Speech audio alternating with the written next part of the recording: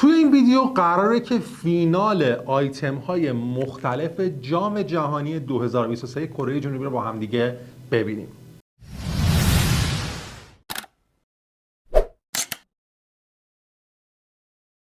سلام برای وقتتون بخیر باشه. من محرز کریمی هم به یک ویدیو خیلی خوش اومدین.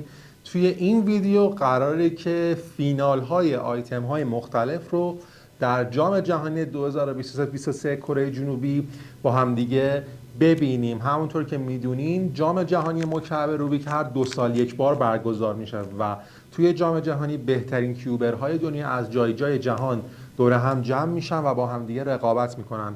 جام جهانی امسال هم تو مرداد ماه به تاریخ ما و در کره جنوبی برگزار شد. جام جهانی که بالاترین سطح تمام تاریخ تو جام جهانی مختلف داشت و رکورد شکنی های عجیب و غریبی داشت و در پایان هم با قهرمانی مکس پارک به پایان رسید.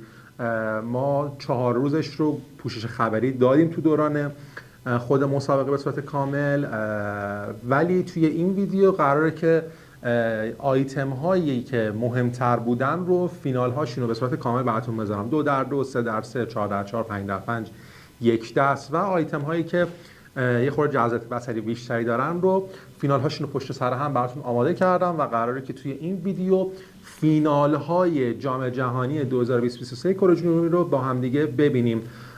خب توی این فینال ها بهترین های هر آیتم حضور داشتن. عجایب زیادی رو ما تو فینال ها دیدیم. حتی فیلیکس زمدگس قهرمان 2 دوره جام جهانی توی فینال سال 2023 حضور نتونست داشته باشه و به فینال نرسید. ببینید چقدر سطح رقابت بالا بود که قهرمان 2 دوره جام جهانی نتونست به فینال برسه. توی همه آیتم ها همین بود و اعجوبه های خیلی زیادی داشتیم. برای همین تصمیم گرفتم که توی یک ویدیو فینال های جذاب جام جهانی 2023 کره جنوبی رو برای شما به نمایش بذارم و خب میدونم که خیلی از عزیزان آیتم های مختلف رو دنبال میکنن و بهشون علاقه دارن. پس توی این ویدیو قراره که آیتم های مختلف رو با هم دیگه فینال هاشون رو ببینیم. حالا توی توضیحات همون دیسکریپشن هر آیتم و زمان شروعش هست. اگه روش کلیک کنین مستقیم همون آیتم رو براتون میاره. اگرم که نمیتونین تمامش رو ببینین. خیلی ممنون که همراهمون هستیم. بریم که فینال ها رو با هم دیگه ببینیم.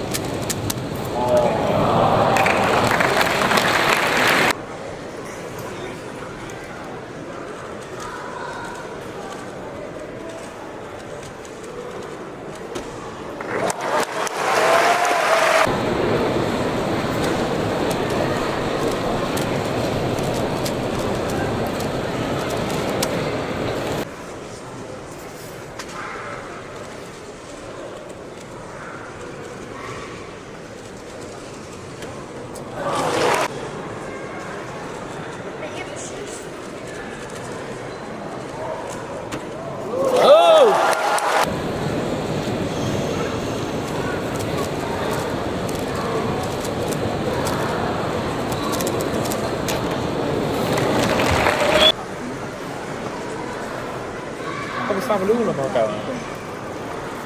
A lui non è nuovo.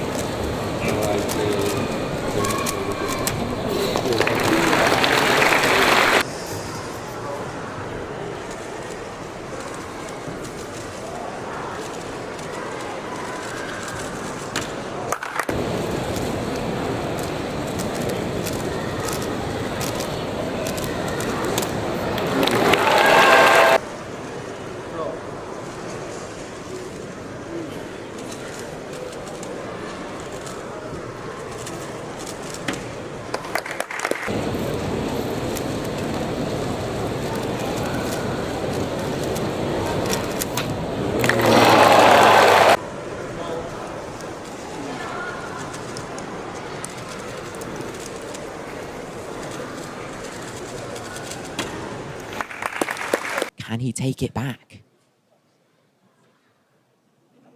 Fluid starts to solve. Bit of luck.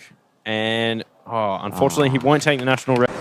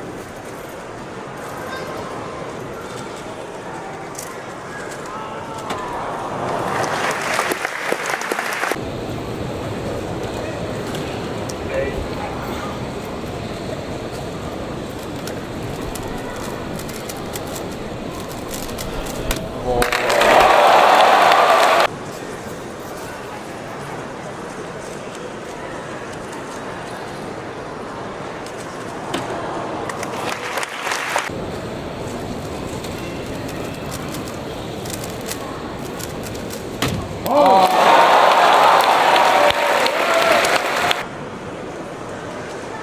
他手已经不让比了，怎么办？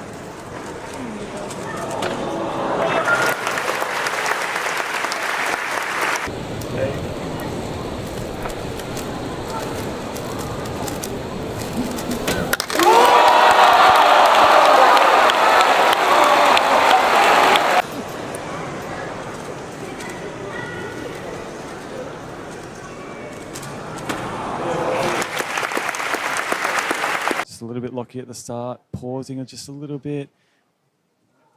No, oh, fourth.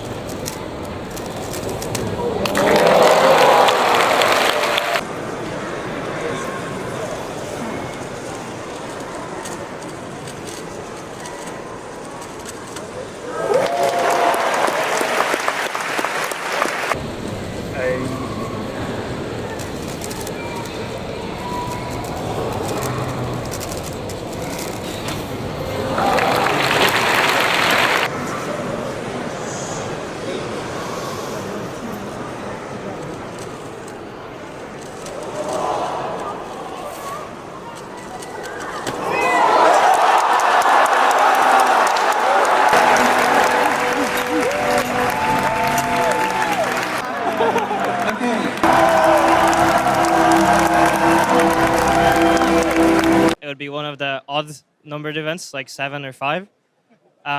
Not a 6 and 4x4. So yeah, I'm kind of speechless. Yeah, and going into that last solve, you had a really good chance of breaking the national record, possibly even the European record average.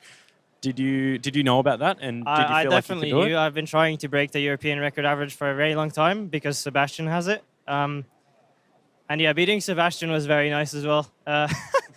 Maybe I won't go into detail, but let's just say it feels very good to beat him. Fair enough. All right. Well, thanks so much for coming on, Timon. Sorry we're cutting it short, but we're going to go on with 2x2 finals now. Thank you. Good luck with the rest of your events. Okay, starting off with some very strong times. A 1.55 from Zane, 1.53 from Hansan. We're seeing Anthony over on the blue stage, prepping for his first solve. And there's a 1.30 from Yihang, the fastest we've seen so far. There's a 1.32 from Samir as well. And a 1.34 from Anthony. Yihang getting ready for his second solve. 109 from Ziyu Yi, a 1.19 from Leaky Lee, and a 1.15 from Tommy Cherry. Yihang's second solve is a 1.27. Whoa. Very good start for Yihang. And the crowd has gone and cheered for them. This event is so fast, we're going to struggle to get everyone on camera, but we'll do our best. Okay, we've got Leaky Lee on the right here on the red stage. With a 1.55 counting. 1.48 for Brian Johnson right next to Leaky Lee. Tommy, the current lead with a 1.15. He's just been got off camera because Zane is about to start solving.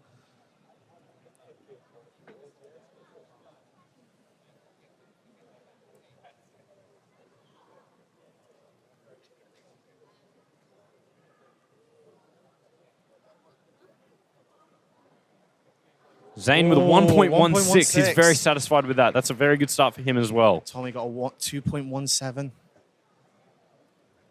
And Leaky Lee with a second solve of 1.55.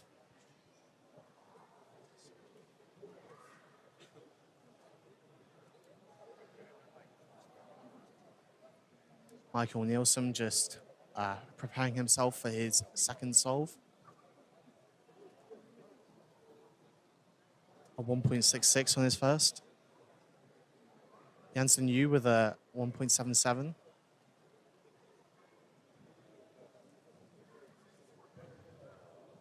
.58 for Nguyen. And a 2.29 for Michael Nielsen. He won't be happy about that one. And Yihang Wang getting ready for his third solve. And it's a 0.87. Oh. That is looking like a very, very strong start, possibly a It might win. be a very good scramble in the third then. If we're seeing that sort of time from him, we'll see what Zane gets on it.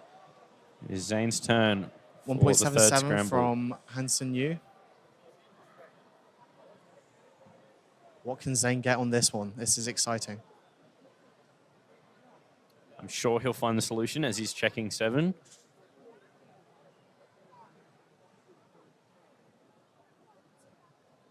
Oh, bit of a fumble. Bit of trouble. 1.68 for Zane Kanani. Yihang Wang currently looking in the lead with Ziyu Yi closely followed behind. Brendan Lin just inspecting now.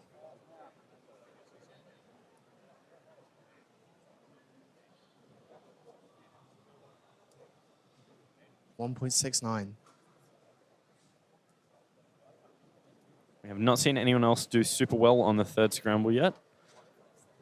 Anthony Patorakis doing his second solve with a 1.12. Absolutely solid solve from Anthony there. Yihang has got his fourth cube, I believe, in front of him. He is already counting a 127.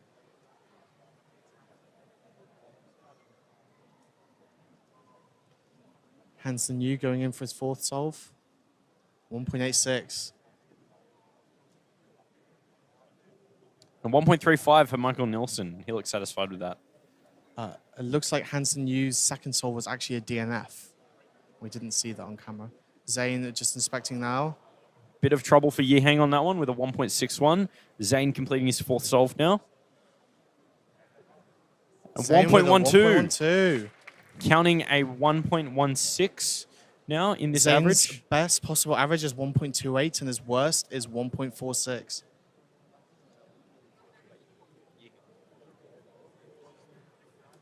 Yihang's best is a 1.15 and his worst is a 1.39. So both of them are in the running. It was off camera, but Ziyu Yi got a 0.82 solve on the third scramble. Zane's more consistent and Yihang's a better single.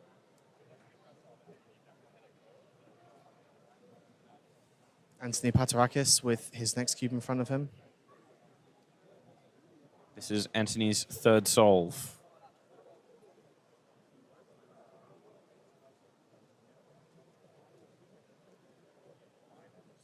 .26 from Brandon Lin. Leaky Lee on the red stage, inspecting.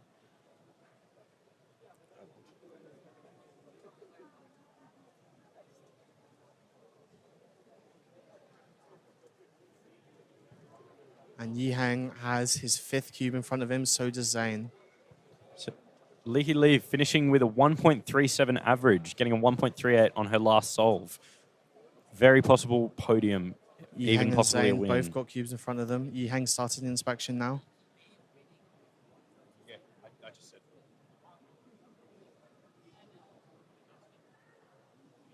1.28 for Michael Yihang's Nielsen. messed up. He is not going to beat Leaky Lee with that. That is a Zane is 1.39 inspecting now. average. 1.39 for Yihang Wang. Hansen Yu with a 1.66.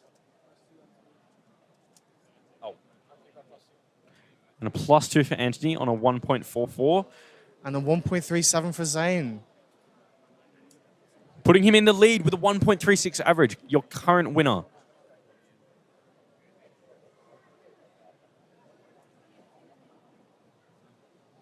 That is only 0.01 off of Leaky Lee's second place time.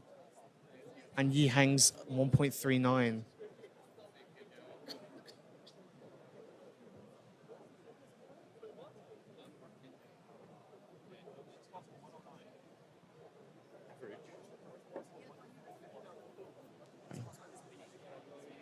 Ziyu Lee, we believe, is in the lead no matter what happens on this last solve.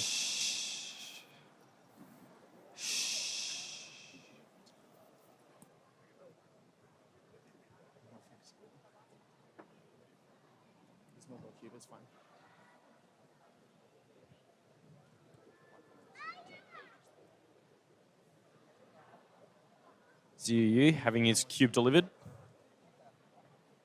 Jansen Yu with a 1.70. Ziyu Lee Yi has already won this, we believe, but he's got his cube in front of him right now. We're going to try and pan over. Here we go.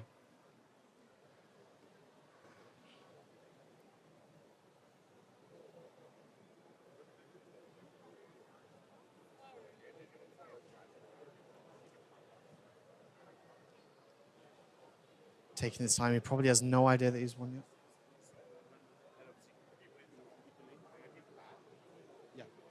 Wait, what's Choi's best possible?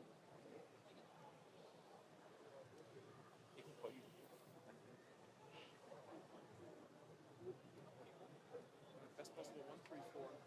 Is that Taiwan? Oh no, Z has a single Z with 1.59. That is the worst time, but that does still secure him the win, as we said, 1.34 average. If Kyungmin Choi gets a best time on this solve, he will tie first, but not by singles, so he will be in second place. Anthony could win still. Anthony is still in the running for the lead. If he gets his best, he will be at 1.29. It's an incredibly close competition. I wonder if Anthony has any idea that he could possibly win this.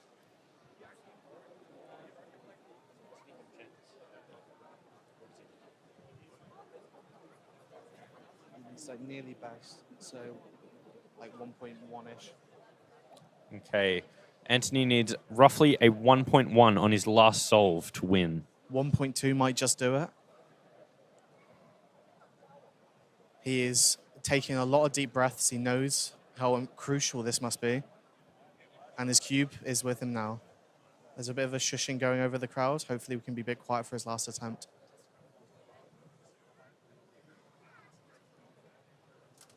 It's a 1.23 or better to secure a win.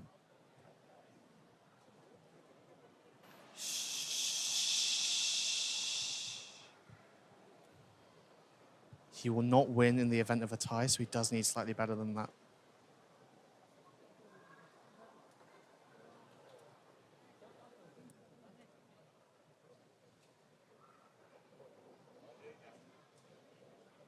Take some deep breaths. You got this.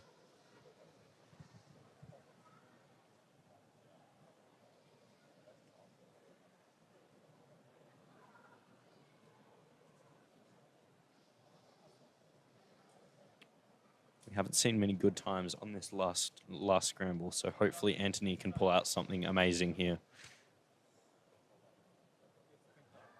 And that is a 1.46. And he has missed out on the win. Okay, so Timon starting now. Looks like pretty fluid turning, not a lot of pauses there. Tuan expecting a starters as well. Bit of a pause there. And Max Park with the blazing fast turning. Very, very typical of his style. Big start from Timon. That's huge. That's a sub 20 by a big way, 19.02, putting him in a very good stead. Remembering he qualified with a national record of 21.65 average. Max Park still isn't close. The cube setting slowly him up coming up really now. good. 25 seconds and 26 for Tuan. Sebastian has not started his first solve yet. Timon Koloshinsky getting himself in a good position really, really early, 19.02. And 22 seconds there for Bo Kwang Hung. Sebastian just about to start.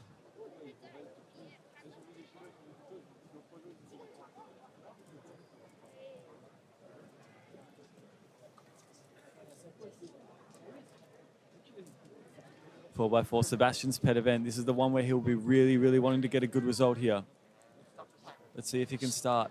Timon's off to a really, really good start. We'll see if Sebastian can put himself in a similar position, and it looks like it might not be. 23.91, solid time. Timon taking the lead by a country mile.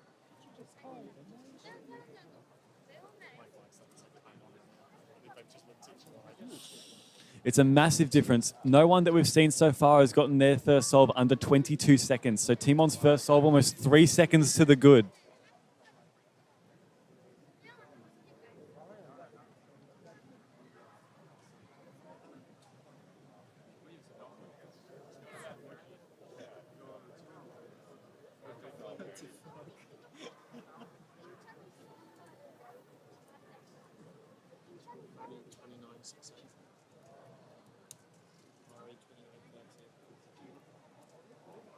Timon already with the second cube right in front of him, starting inspection. And Suyuk Nam is starting his solve as well. So Sung-hyuk Nam, we haven't seen his first solve yet. This is the one that he's about to do now. As Timon's inspecting and is just now beginning his second. Remember, Timon started off with a 19.02, a fantastic, fantastic solve to start. We haven't seen anybody get within 3 seconds of that so far. The Sung-hyuk Nam might have something else to say about that. Chirwin is struggling here. That's not a very good time for him, 29 seconds. Sung-hyuk Nam, he's just done OLL parity, and it looks like it's going to be not a great solve, a 28.28 for him. And how great that first solve was is how slow in comparison this solve is for Timon. 25 seconds, 6 seconds slower than the first one. We're now seeing Max Park on his second. He's definitely the favorite to win, and he has a habit of handling himself under pressure quite well. So we'll see if he can pull something off here. Not the start he would have been after, a 25.25. But can only go upwards from there, surely. 21.51, that's solid. That's more along the lines of what he's capable of.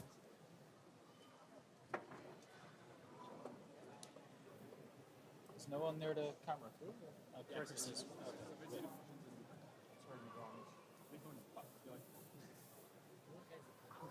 Sebastian just about to start here.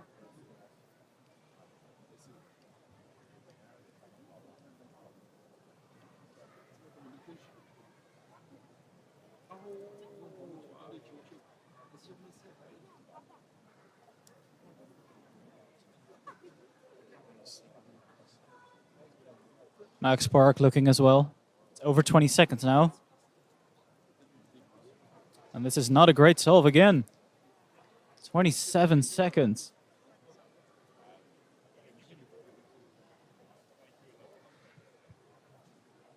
This could still very much be anyone's game. The door is wide open here. We haven't seen anybody able to string together too many decent solves. Kieran Bien starting off with a 23, but then following that up with a 29. Do Quang Hong of Vietnam, a 22.17, and then a 23. Sung-hyuk Nam wasn't off to a great start, a 28.28 on his first, but in front of his home crowd, he'll be looking to impress. He's just finished up his edge pairing now, 20-second mark, OLL parity. And bit of a very lock lucky of execution. 25.71. This might be the first round in a while where we haven't had any Timon has a second great solve. favorites. 20 seconds. 20.6. Okay, so that's a counting solve because of that 19 on the first. Now he's comfortably cemented himself as the front runner. He does also have a 25 seconds though. He must not count that. That dark cloud, that 25 is going to be looming over him the rest of the average. It's just going to come down to whether he counts that or anything close to that. That could be a make or break.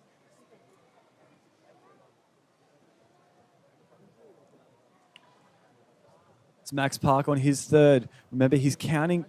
He's got a 25 and a 21, and that's a 24.46, which is counting. Timon, clearly your favorite at the moment. Still anything really possible in the top 5?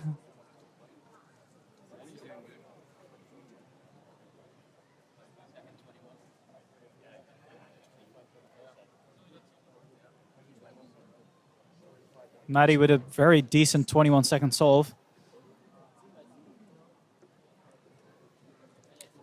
Yes, it is. We've seen another 21 from Maddie. That's faster than his other 21. So the 21.82 on his second is now counting. So it's himself and Timon cementing themselves with the two fastest counting times so far. Reminder, Max Park counting a 24 because of a 25 he had on the first solve.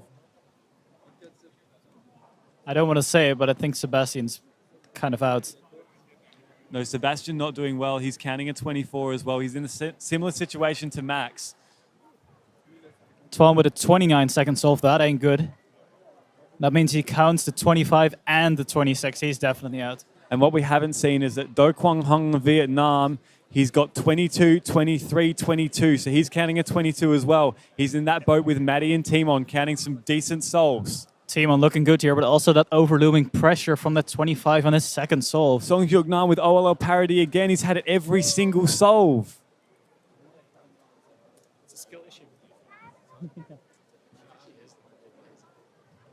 So it's Timon now. He's doing his fourth doing line. very He's well. counting a 20, and this is good as well. Another 20. It's counting as well. 20.78. Timon very much in front of this final. Only one solve left and a worst possible average of 22.23. And as well, potential for the national record again. Could he get it back-to-back NRs within the same event?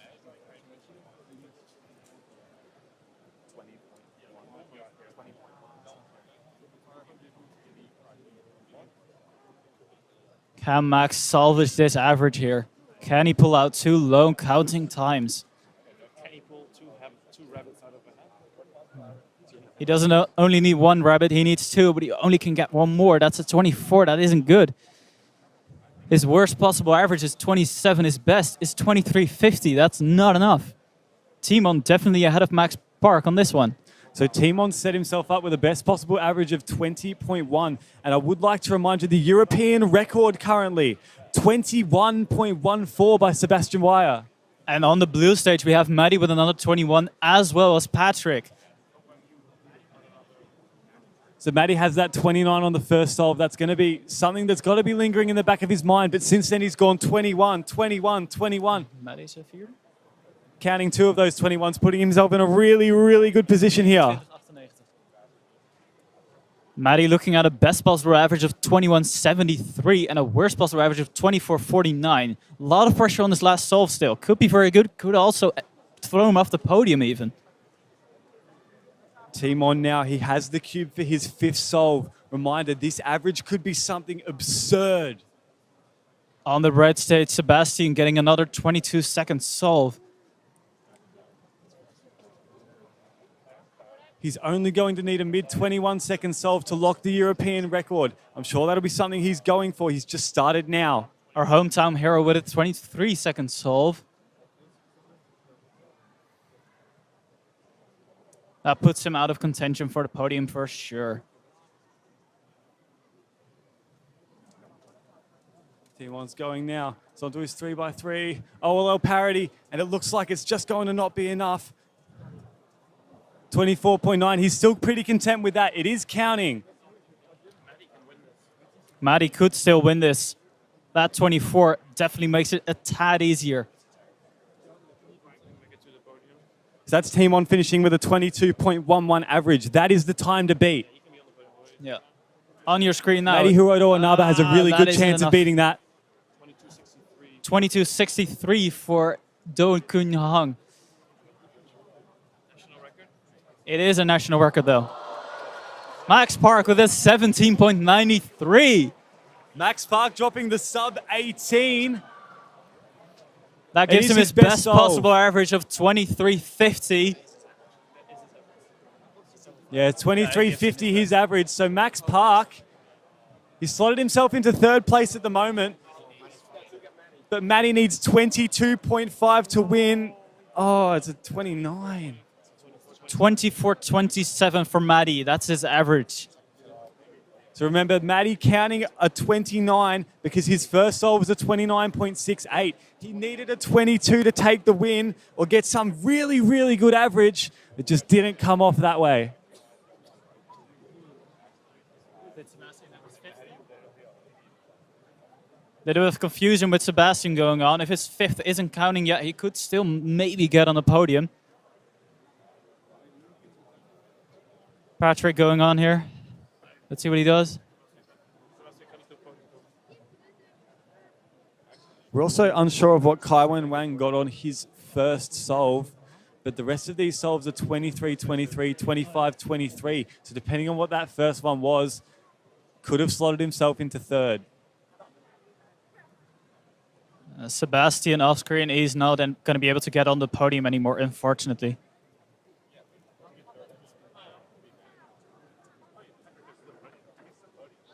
So we have Don Quang Hung sealing the national record average for Vietnam, the 22.63 at the moment. He's slotted into second place. It's not looking like too much is going to change.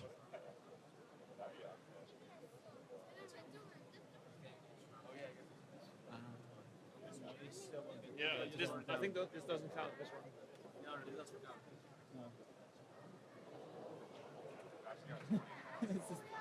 Unfortunately, that's his best solve we've seen so far, but it was just to solve the cube for an extra.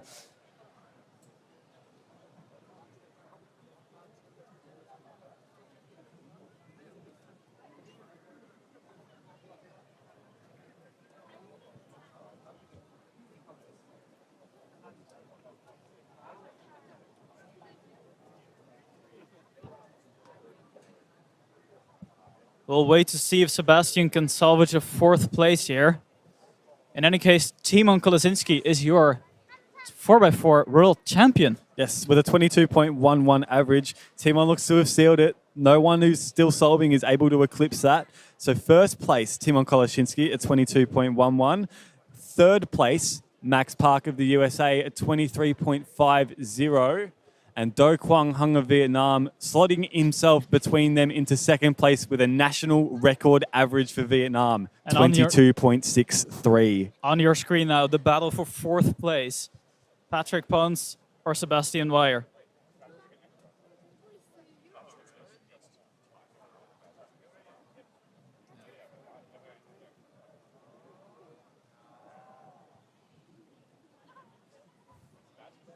So Patrick's just finished with a 26.44 there. That gives him his worst possible average of 24.42. So 24.42 at the moment, slotting him into sixth. We are just waiting on Sebastian Wyatt to finish his. And it is not possible for him to get a podium. So your podium is locked in. Max Park from the United States, third. Do Quang Hung of Vietnam, second.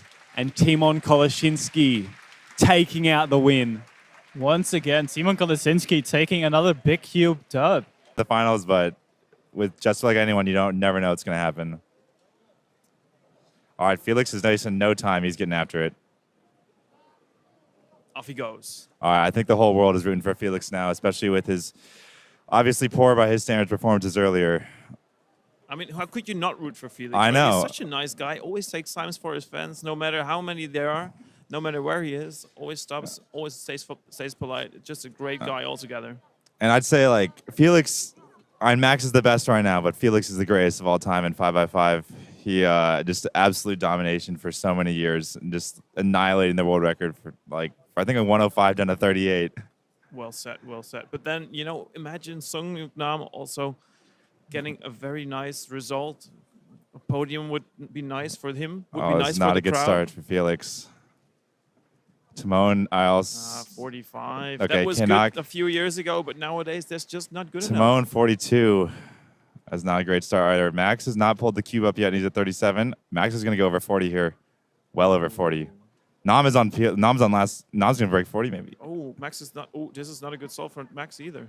Wow, the top four are all. That puts the Nam top in the four lead. are all shaking up. Patrick with a 42. Where's Kaiwen? Maddie with a 43. Patrick looks at us 47 actually. Okay, first results are in. Maddie 43, Max and Felix 45. I mean, average of 5 obviously has some cushion here with not being able to count one solve, but you get that 45 in the first solve, and now it's not even a mean of 3. It's get one good solve and then do a mean of 3. You cannot be counting a 45.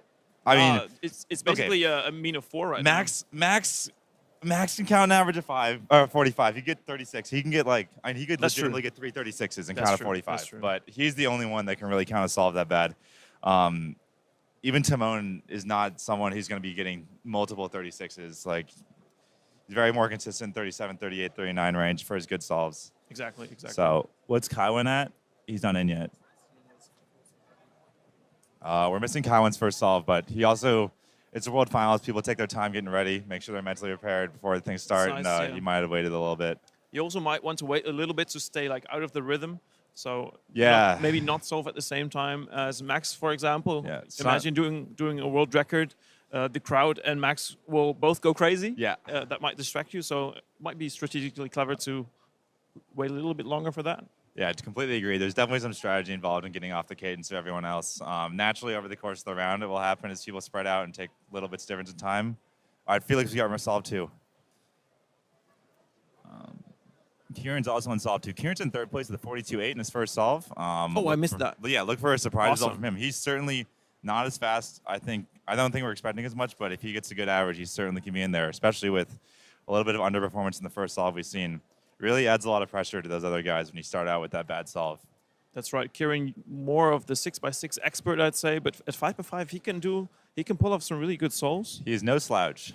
He's no slouch. Well put. Max Shao is having a rough go of it. This World Champs, this finals, 118. Max Park looking to deploy the same strategy here and wait was for a one. Felix to solve, actually. Interesting. Oh, Felix. Okay, well, Felix is also capable of getting sub 40s, but it is not looking good for him. That's unfortunate. So Felix is now counting that first solve, which is a 45. So he's going to need, it looking like it might not be the fastest final, but he's probably going to need 3 40-second solves in a row if he wants to do this. Meanwhile, Do Quang Hung from Vietnam got a 40.2. 40. Started with a 46, but hey, you got that 40. Now you might just do a 3. Hey, why not? Hopefully you get it, or well, actually probably you want to hope you'll get a 39. Timon 41. All right, so people are starting off. Maybe that's solid. Maybe if the pressure is that much that you can't really get into that low sub 40. This zone. solve from Max right now is going to tell us a lot about what it's going to take to win this final. Let's see when he shows us the cube, how far he is. It's anyone's guess right now. Only Max, the judge, He hasn't even Felix started. know. He hasn't started moving his arms. This is bad. This is not good. Oh, this might be 40 no, plus this again. is 40 plus. This is going to be 43 minimum. Okay. Ah. Slight adjustment. Okay, 42.7 though. That's Max is like, no, to Kevin. get sub 40. He's got to count a 38 and a 39. Like, I do not think the winner of this competition is going to be sub 40. I mean, it is. So see, if you Nam with 41.9 is like, this is anyone's ball game right now. Felix obviously a bit behind. Kieran's second solve was 45.9. Do Kwang seem to be having like a low 40 and a mid 40 Yeah. right now. Makes it really hard to say anything about who's gonna potentially win this one. Once you get third solves going in, we're really going to see how this is shaping up. Felix is on 3, Nam is on 2. Now I'm looking a little bit shaky. That's unusual for him. Honestly, surprisingly enough, has not been as unusual. He's been, but I feel like before COVID, he was just an absolute rock. Although I think he's Isaiah. He's on ZBO. last layer. Yes, 41. Yes. So I think 41 is something he's okay with. Yeah, definitely. All right, Felix, he's going to need to clutch mode this out. If Felix hits another 45, it's all over for him in his top 3 aspirations. Taking a shaky 41 out of over anything, basically. Yeah. I mean, Do Kwang has the best, good top end with his 40, but, Nam with 2 41s, I think everyone would be happier. I think everyone would take his first 2 solves over what they have currently. Yeah. Felix continuing. 46. Not the best. Yeah. Unfortunate for Felix, that is going to do it for his, unless he gets 2 37s, that's pretty much going to do it for his hopes of top 3. So if Kieran can finish this off quickly. Right now. Which he can't, unfortunately. Oh, not too bad. 43-2. Yeah, that's still up Kieran's there. 42-8, 43-2. So Kieran is in it. We need to get more results. We need to see Timon, Do Kwang, and Max's next solve because this is not a fast final. It's fast in the sense that everyone's going to average 42. And 4 years ago, I guess it's going to be the fastest podium of all time by a mile. But relative to the podiums we saw last time with 38, 39, No one's getting 38 tonight. That's for That's sure. right. That's right. So is Max the only Redux user at the moment in No, the finals? Felix is using Redux, and also I know Maddie I thought uses he Redux. switched. No, he switched, but then he messaged me about a week ago. Was like, "Oh man, I can't believe I practiced all year using Redux, or using Yao, and then I did some Redux solves, and I'm just faster with Redux." That's funny. All right, Timon's in solve 3. All the others are using Yao though, right? Max and Felix use Redux. Maddie uses Redux, although he's not like a top player. I think out of the top 6, only Max and Felix are using Redux. Whoa, Oh, yeah. Timon with the 39. There we go. He First is top hype. 40. All right, you can see the excitement in Timon's face now. Like I think his first 2 not very good solves are really putting him on edge, and now he is. Timon is definitely winning now. He's counting at 41-1. I mean, it is a tight race. He is definitely ahead, and we're gonna see Max's solve right here. Max needs some magic now.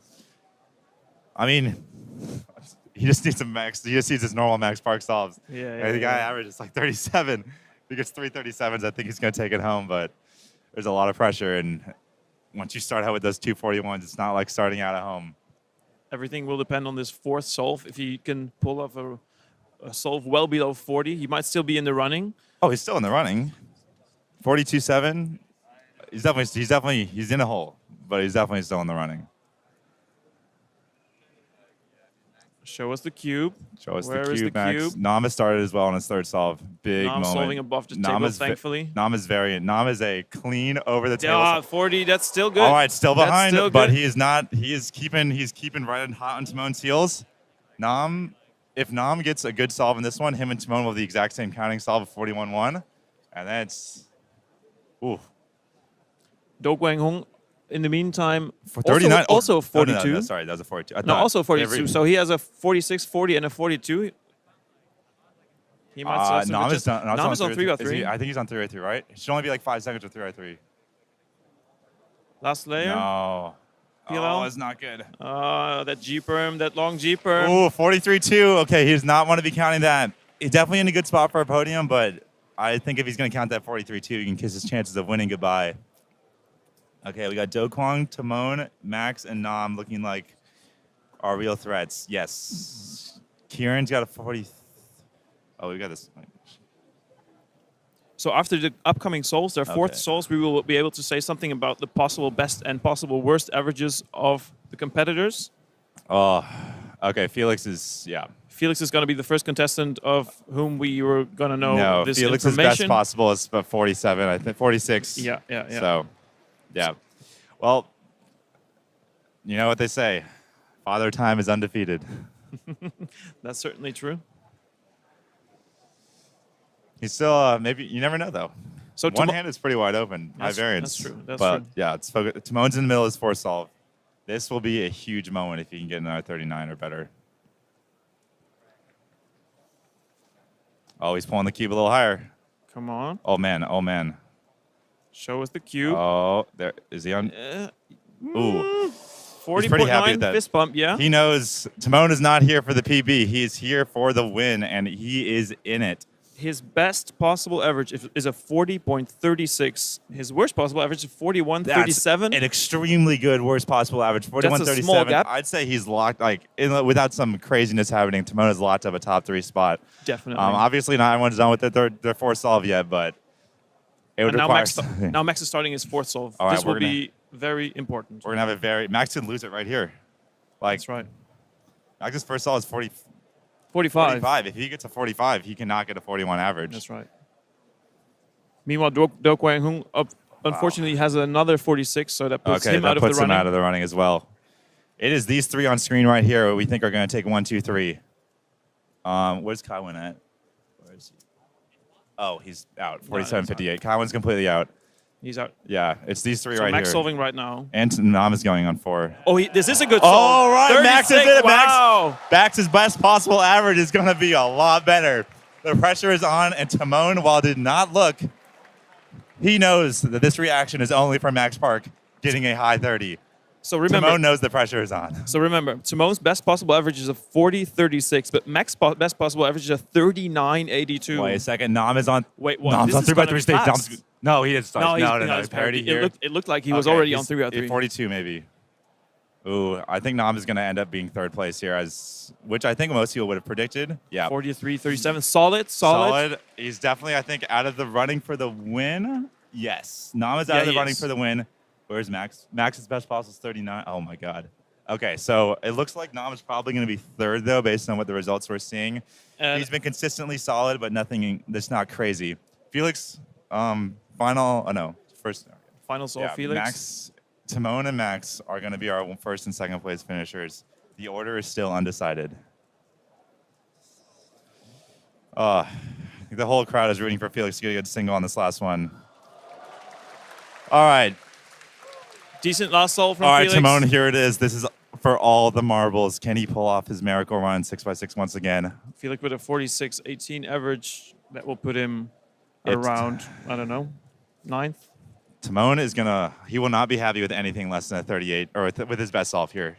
He knows, right? I think he probably knows that there's nothing he can do to stop Max from winning, even with his best solve. He cannot stop Max from possibly winning, but he can make it a little bit more difficult by having a very good last time. Yeah. Max's fate is completely in his own hands now, and his cube just got dropped off, and why are we panning over to Maddie?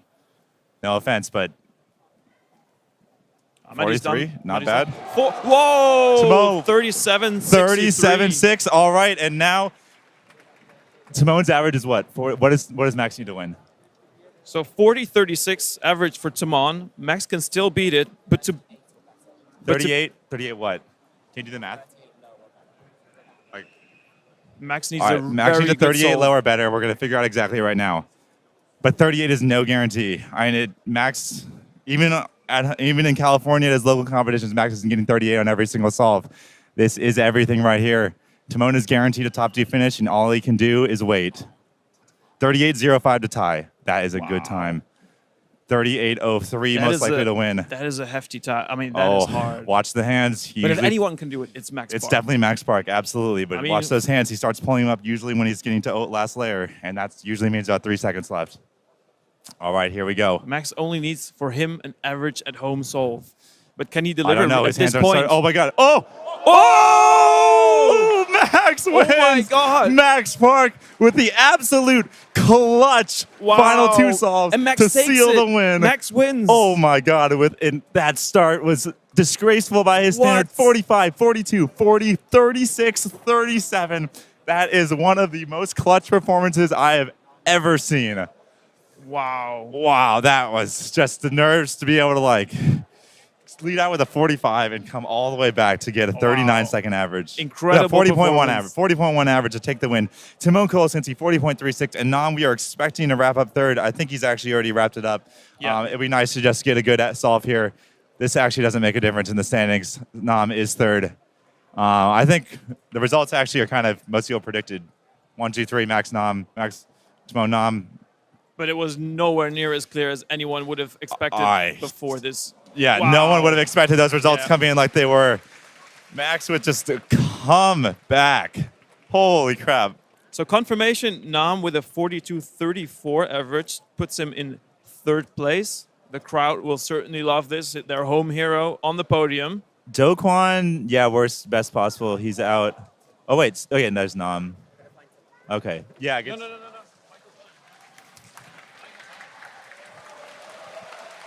All right.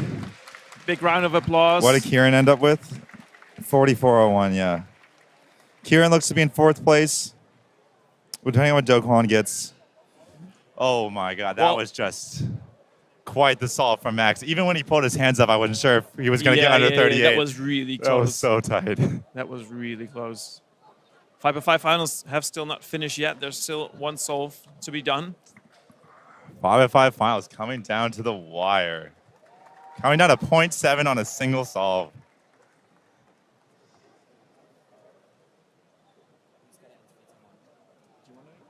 You can do it. I don't care.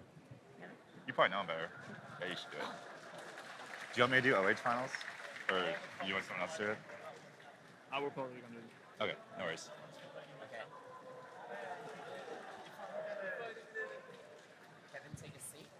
Or you, Eric's gonna do it. Okay. Eric's gonna do it. Thank you, Kevin, for your great commentary. In the meantime, Michael is getting our runner-up Timon to be on the stream. Chris standing next to me. Gonna talk to Timon. We flew in Chris as our interview expert. Here's Timon. Congratulations on second place. Here you go. All right. Hello, everyone. Timon Koleshinsky, second place at the 2023 World Championships. How do you feel? Run me through that round. I mean, obviously, I'm kind of disappointed that Max clutched it on the last solve.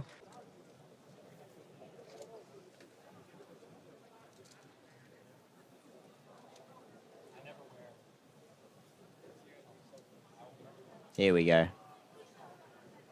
Max Park on his first solve of 6x6 in the Rubik's WCA World Championship Finals. This is the first finals we're holding on the main stage, and this is the first solve we're seeing from Max Park himself, the current reigning world champion. Looking pretty smooth so far. Can't really see much, but he seems to be turning pretty fast. Seung-Hook Nam solving right next to him, just started his solve as well. Also on the blue stage, we've got Felix Zemdegs, about 30 seconds into his solve, or 20 seconds into his solve.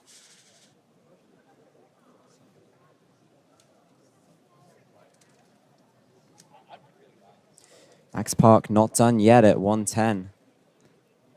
Already slower than his mean in the first round. Oh, wow. Yeah, not looking like a great first solve for Max. Really feeling the nerves here.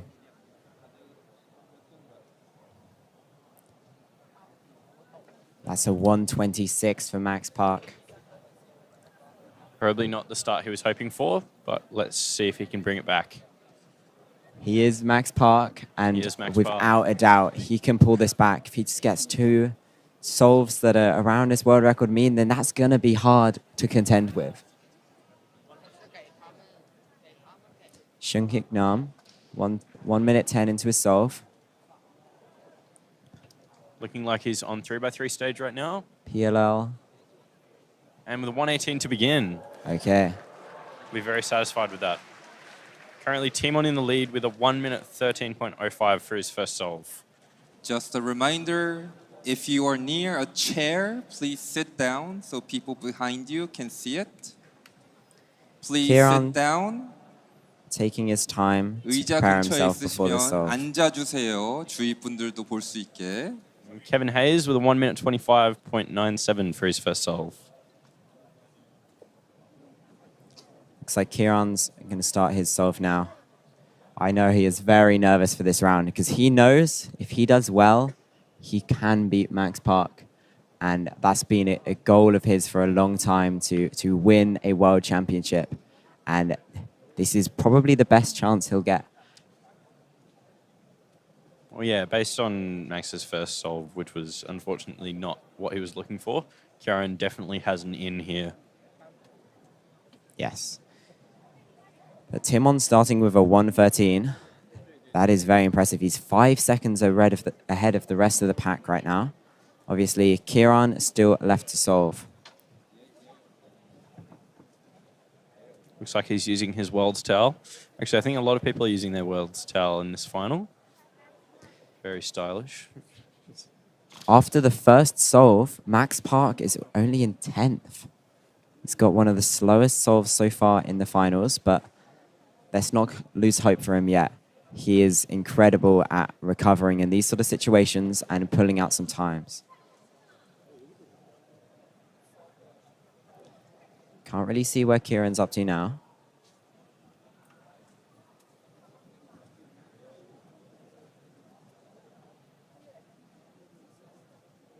.105 still solving.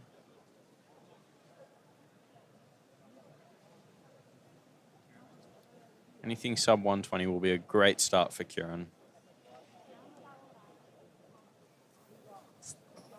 Wow, okay. 121, okay. Very promising. Still faster than Max Park. I think that's the third fastest for the first solve, behind Timon and Seung-Hook Nam. Max Park just starting his second solve. And Seung-Hook Nam about to begin inspecting.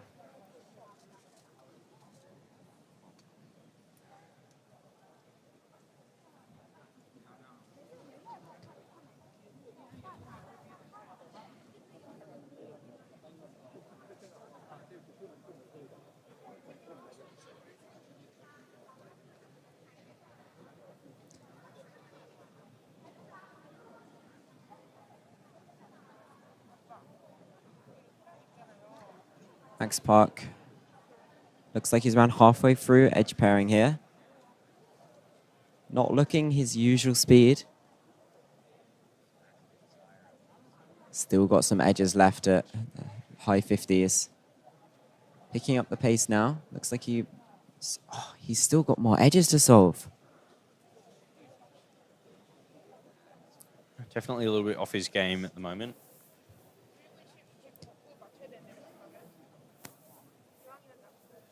Definitely feeling the nerves. You can see him peeking at the timer. He's very stressed out over this.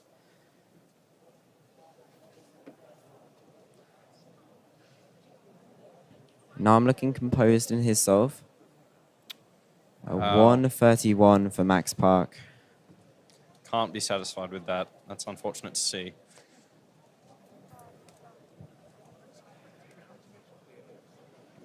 Shunghik Nam looks like he might still be doing edge pairing as well at 110.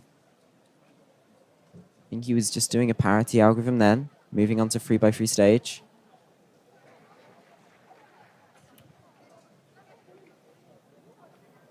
And a 124. 24. But Timon got a 116 just off stream. Timon's looking very promising for a possible first place now. Once all of the second solves are in, we'll be able to let you know.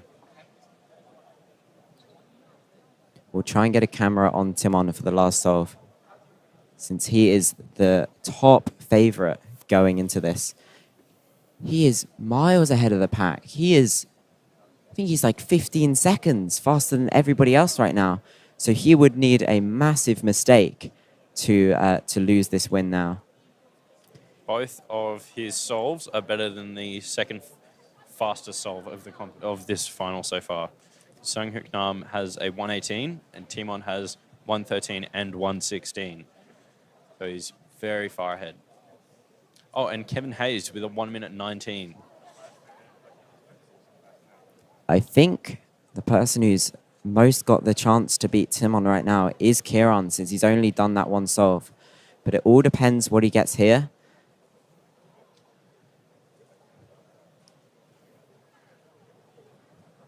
Even Kevin has got a 119. He's doing better than Max Park. Felix Semdex with a 121. He's doing pretty well. This is one of the tightest podiums we've seen so far. Timon way ahead of everybody else, but then for second and third, it's all up to chance. Max Park getting ready to finish his last solve.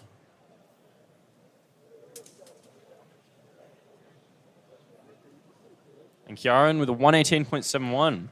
Okay. First one I to think finish that the I think that average. puts him in second place at the moment if we went off mean of 2. But he's going to be thinking he's not doing that well, because these times aren't very good for him, but everybody seems to be feeling the nerves right now, apart from Timon. Oh, and Dongsu Park with a 1 minute 17.11. Very, very good for him. The second fastest single of this finals so far. Timon preparing for his final solve.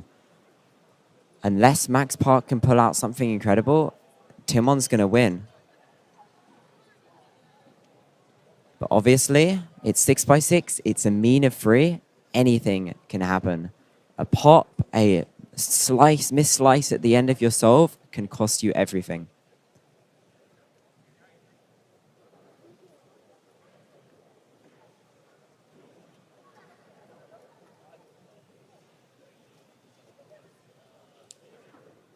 Timon has started inspecting. We're going to catch the end of Max Park's solve first, though.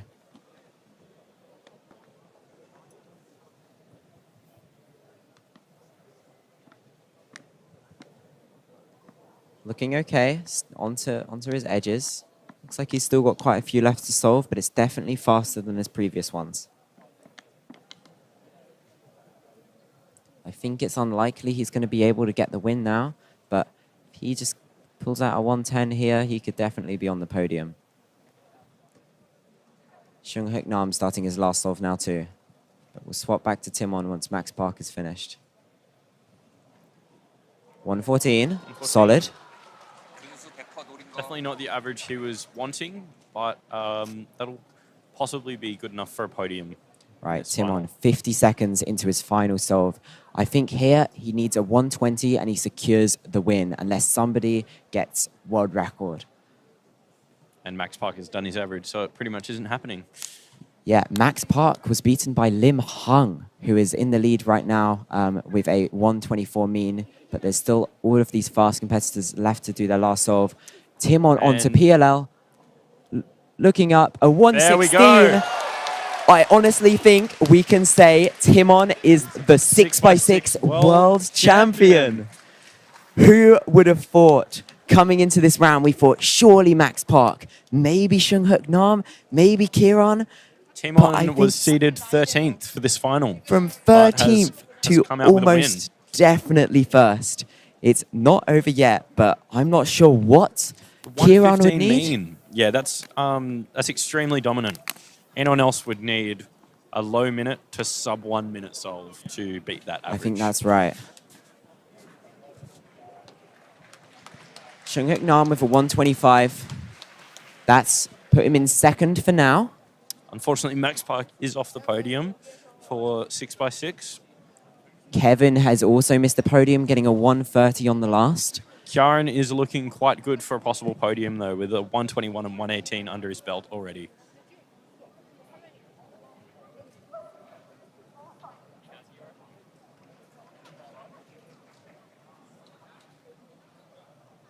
Also, Dongso Park from Korea as well. He's got a very good first two solves. I don't know what he's getting on his last.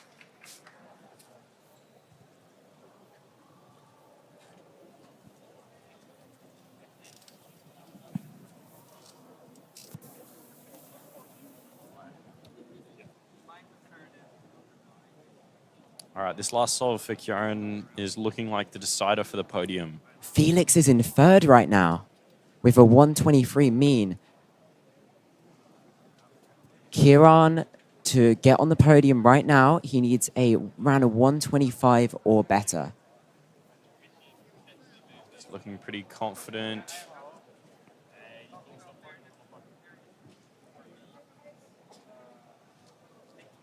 We honestly have no idea how far through the solve Kieran is right now. It's going to be close. He's bringing it up. That's it. That's gotta be it. I think that secures second place. Yes, there we go. And he is stoked.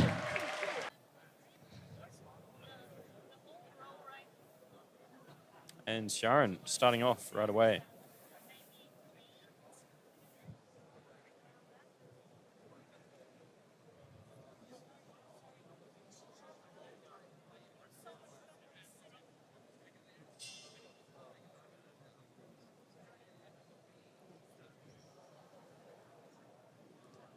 So you can see a little bit of Max's cube, but Kieran is a black box until he finishes.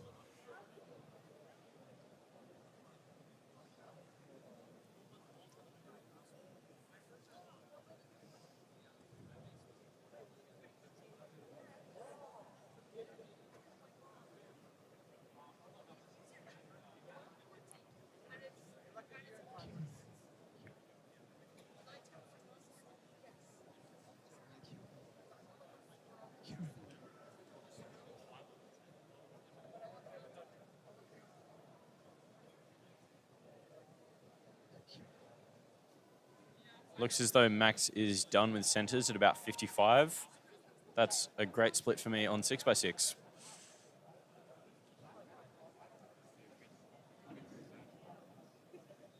We can see a lot of cubes right now.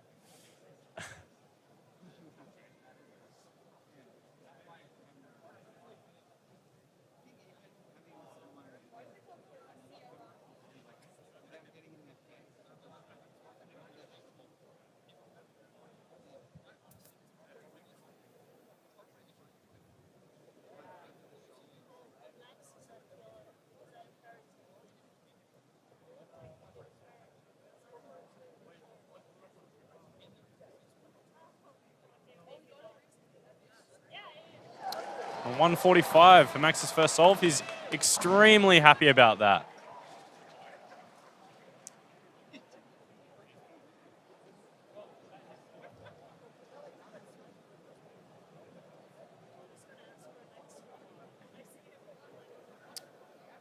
Oh, and Timon might be wanting an extra due to Max's excessive jumping.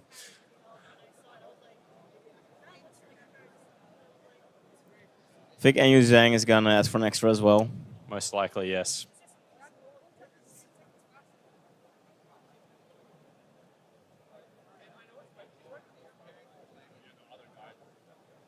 But I'm sure Max is happy to get a great solve like that to start off his average after his 6x6 final performance.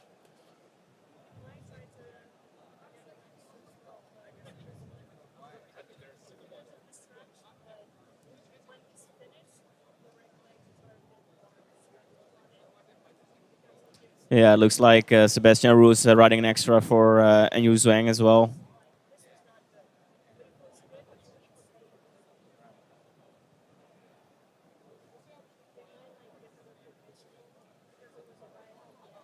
Oh, he seems to enjoy it, though. Timo doesn't look very happy about the E1, though. No. Might have been on a good solve. Yeah.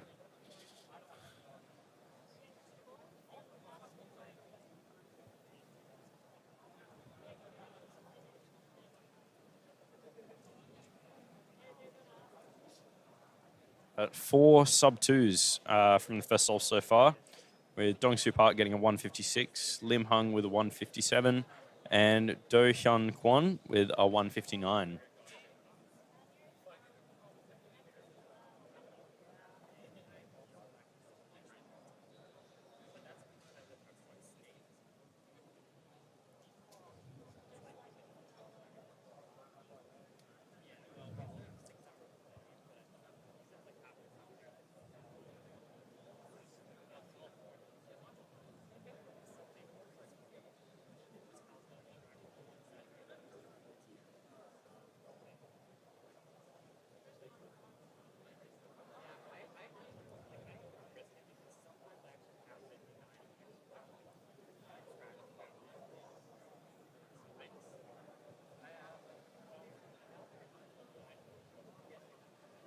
See some front row competitors now.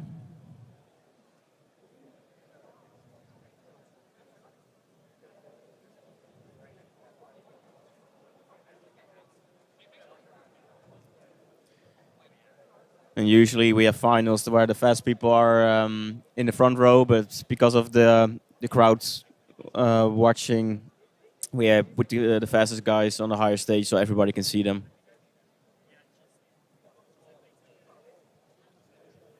All right, Timon's extra has been delivered. Let's see what he can pull out.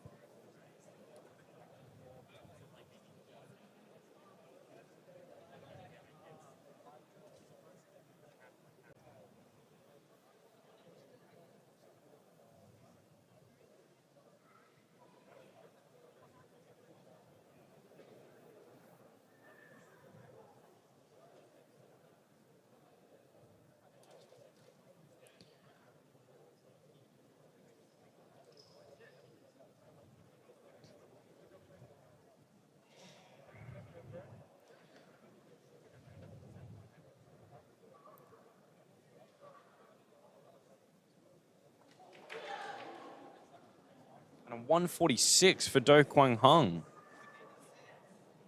Currently the second fastest solve of the final.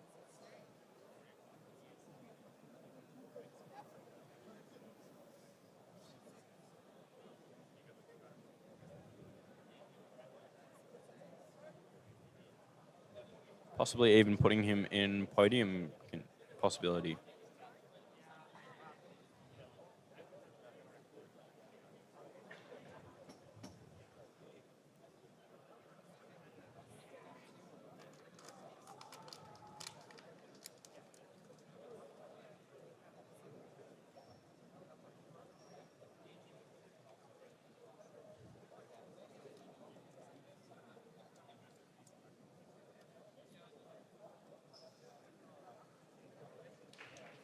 Timon with a 152. He's happy with it.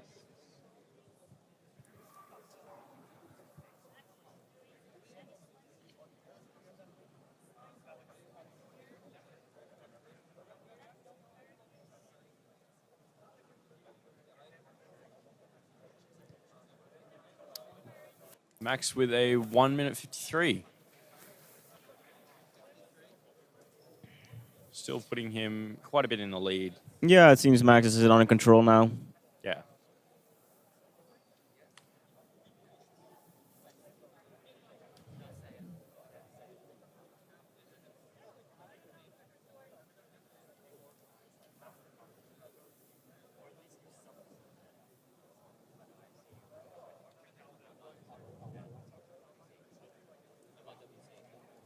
Sharon Buhan with a 157.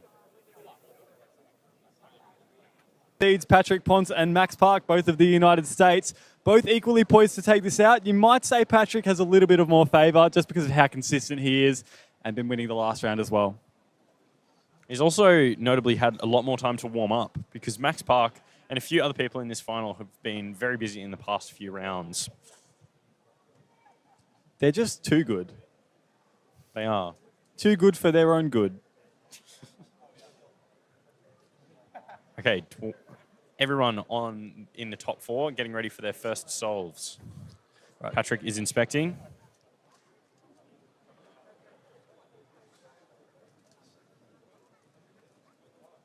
Very quick start. And he's already on last pair.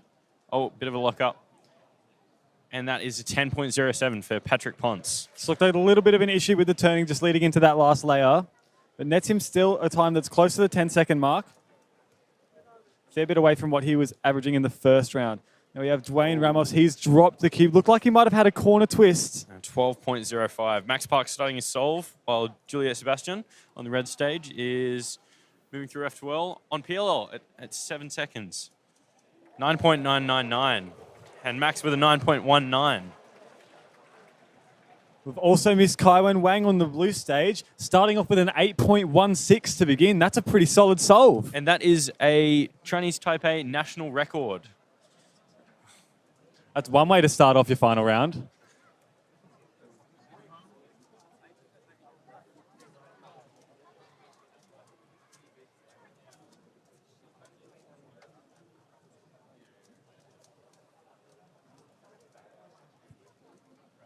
We've got Felix Zemdegs, the GOAT of one-handed. And just off camera at the moment, we have Patrick Ponce that has received the cube for his second solve. We'll give you updates on that one. Oh, Felix moving very quickly.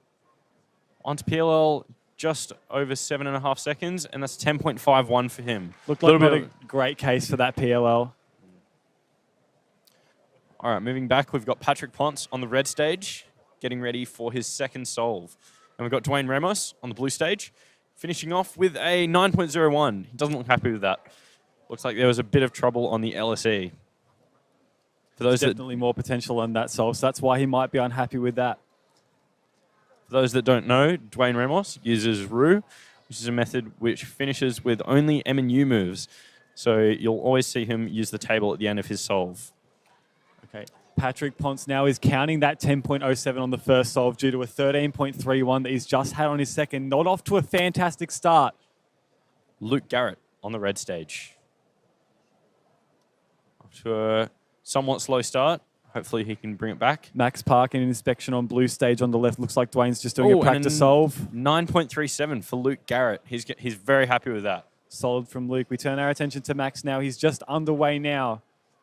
Just onto the last layer at about 7 seconds. And not quite sub 10. It's a 10.27. And Juliet Sebastian with a 9.67. That is 2 sub 10s for Juliet Sebastian so far. Luke Garrett also with 2 sub 10s so far, a 9.64 and that 9.37 that we saw on stream.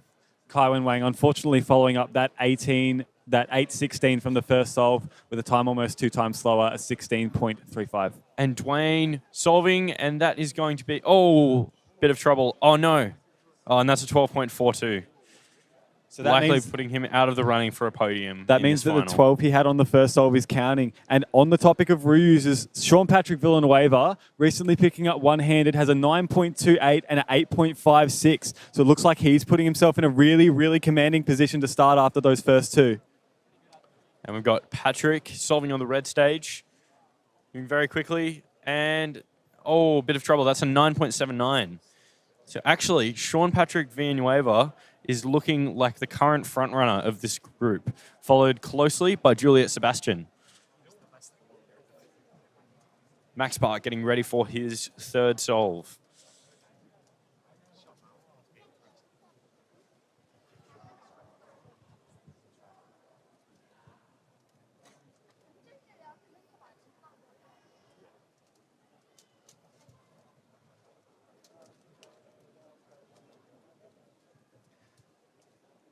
We can't see much of Max's cube, but it looks like he's got a 10.76 solve.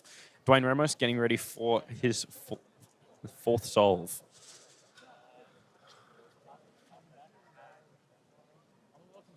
Juliet Sebastian, one of our front runners, doing very well. And that is a 3rd sub 10 for Juliet Sebastian, 9.28. Stone Cold Killer knows that ZBLL, does it to perfection, 9.28. And a 9.08 for Dwayne Ramos.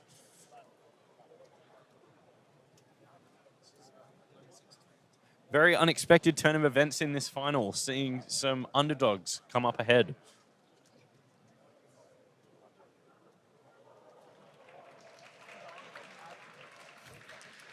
Felix Zemdeg's getting a warm reception from the crowd with a 9.29 second single.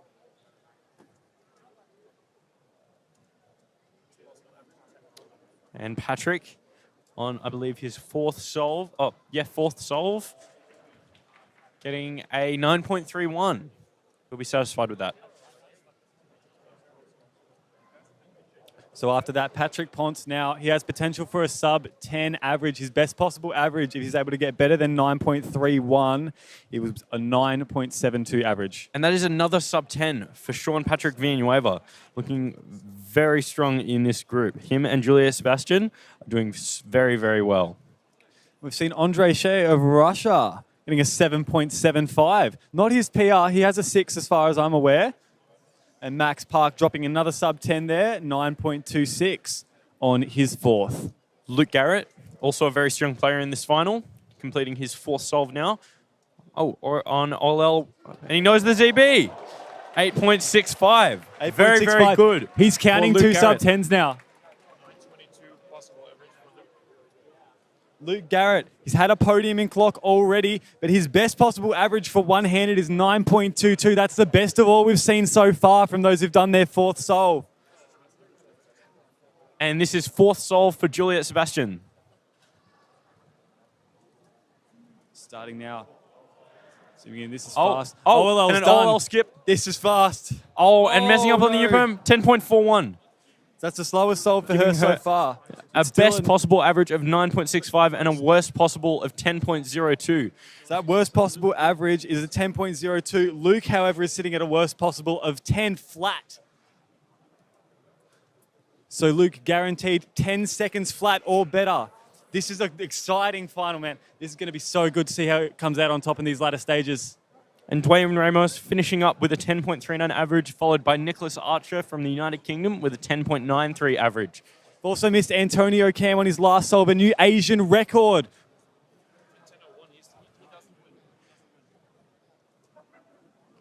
New Asian record single of 6.45 for Antonio Cam. We have Patrick, who's finished his average now. Luke Garrett doing his last solve now.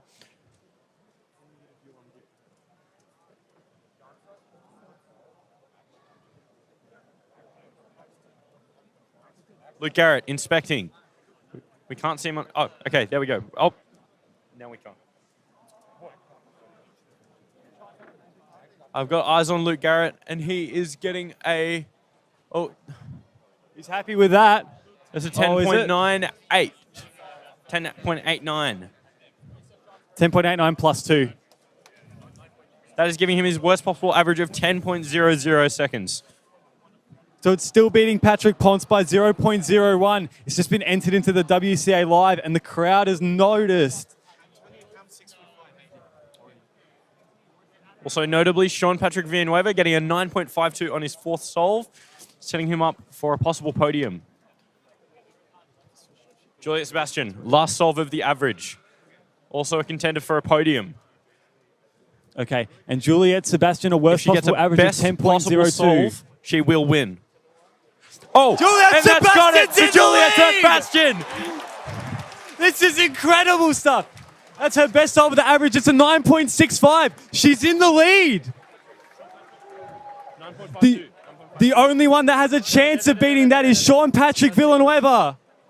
He hasn't done his fifth solve yet. If Sean Patrick Villanueva gets a best solve, he's guaranteed one. Sean Patrick is the world champion. Sean Patrick's world champion. He's guaranteed the win. Wow. 9.42, worst possible average. So no matter what Sean gets right now, he will win one-handed, with Juliet Sebastian very close behind in second place. We saw the fireworks from Juliet Sebastian finishing really, really strong with that solve, but Sean Patrick sewed this up. It doesn't matter what he gets. This one's just for show.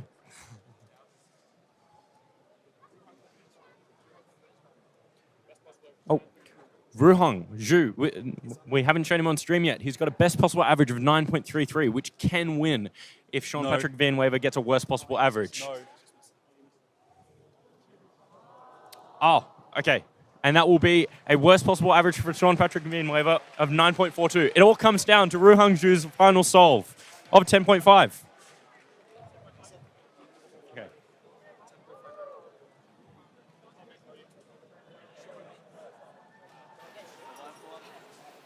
3x3 blindfolded. Tommy Cherry, the very clear favourite, qualifying in seed number 1.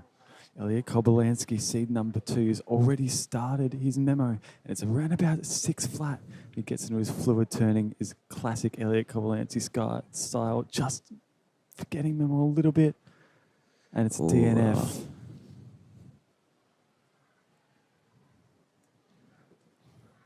Manu had a little bit of trouble picking it up. Got Charlie Eggins memoing sub 6. And just forgetting corners. This is not what he would have wanted to start this off. We have Stanley Chappell with a 15.72 and Philip Maxwell, the new Asian record, beating the one set by Yifeng in round 1, a 14.93 single for Philip Maxwell. Great start.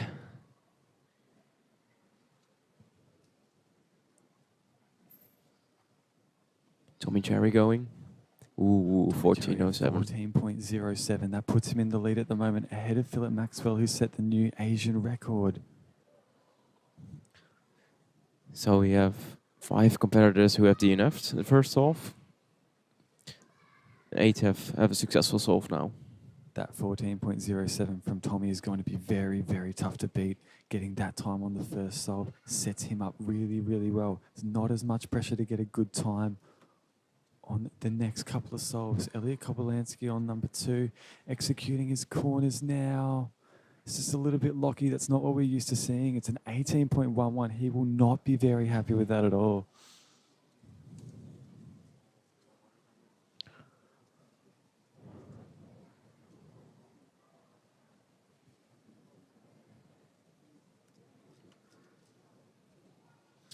All competitors waiting for their next solve.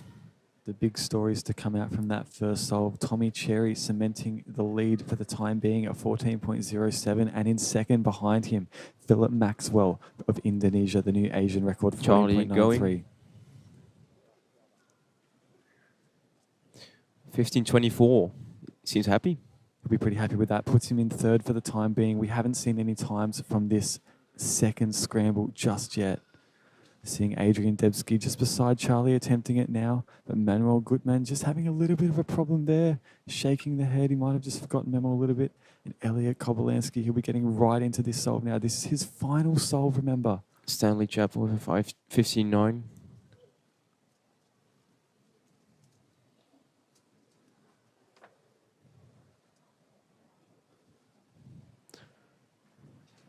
It's Elliot Kobolansky. We're getting his best single. No, it's a DNF. So he'll finish with an 18.11. That's a long way down. It's 8th place at the moment. Not even close to the podium. Tommy Cherry at 13.98. This is incredible stuff. He's well on track for a world record mean here. This is crazy. What a way to step up in the World's Final.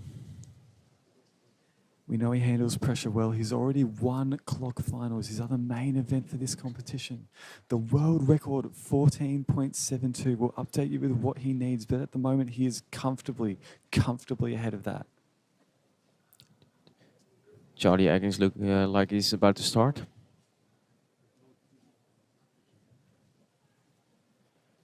There he goes. So Tommy Cherry, he needs a 16.09. 5 second memo. Or better. Ooh, little slip off of the cube. No, Shaking his head. Looking good for Charlie. He's not very happy with it. Ah. It's a 14.84 DNF.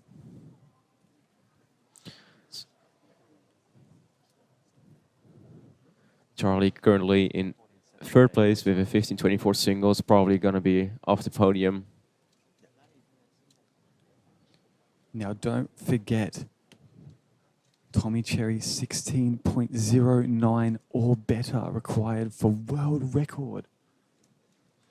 Sitting comfortably in first with a single of 13.98 for the time being.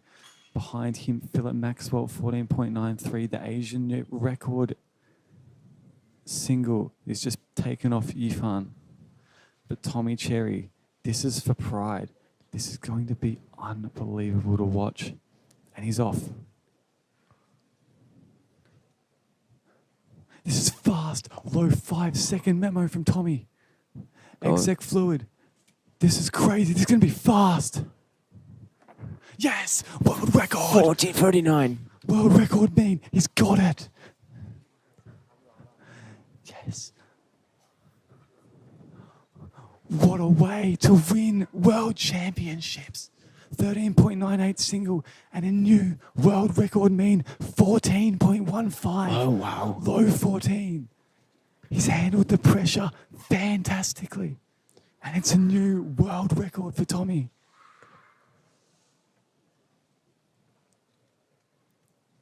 Meanwhile, we have last competitors finishing up.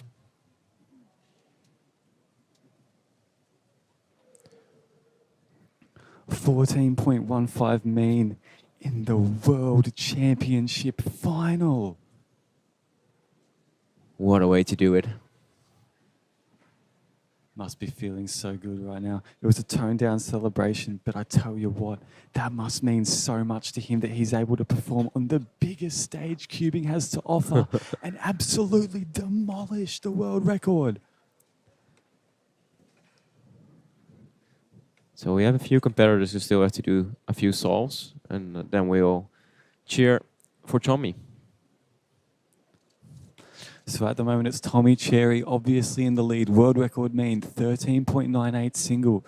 We've seen Philip Maxwell in 2nd place with the new Asian record. And we had Charlie, but just sneaking in, we've seen Liam Chen, a 15.03 new personal record on the 3rd one. So it's United States, Indonesia, United States, your podium. Unfortunately, Charlie Eggins sneaking out to 4th. That's unfortunate for him. Just finishing our last few solves now is Christoph Bober, a sub 20. That's all right for him. He's got an 18.64 on the first, though. And we're just waiting on Antonio Cam to do his last solve now.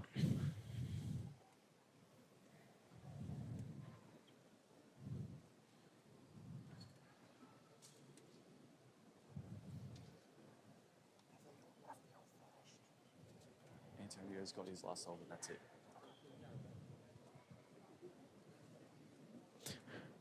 Antonio going for his next solve. My personal favorite, yellow top, green front user.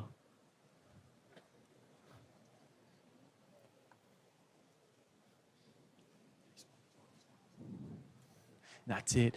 Your podium cemented now. 13.98 for Tommy Cherry, Philip Maxwell, 14.93, and Liam Chen, 15.03. A rapturous round of applause from the crowd. Tommy Cherry demolishing the world record mean. That is Lin Kun Jan sitting next to him. He set the Asian record average in the first round and seated himself in this finals third. So Lin Kun Jan and Michael Nielsen sitting together on the red stage. And both with the Pyraminxes scrambled in front of them.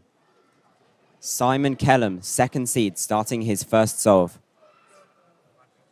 Gets a 251. Looks like he couldn't quite one-look that solve, but 251 is solid. It's a good way to start, but if you come into the finals with a sub-2 average, 2.5 is not a time you'd want. And to his left, Shengzi Tang got a 218. And Lin Kun Jan, your ace ASR holder, looked like he struggled just a little bit on pickup there. 2.9, he's not pleased with himself there. Michael Nielsen still yet to do his first solve, taking his time to warm up and get in the zone. It's a strategy that worked for him in the US Nationals finals where it came down to the last solve and he clutched out the win. My fellow Kiwi Elias EU started off with a 233. And Diego Alfonso from France got a 222.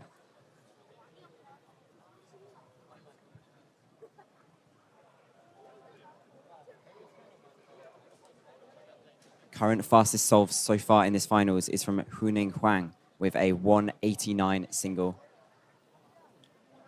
Michael Nielsen just inspecting now. We're also waiting on the first solve from Sebastian Lee. But Michael Nielsen at 2.09. Solid start for him. That's solid.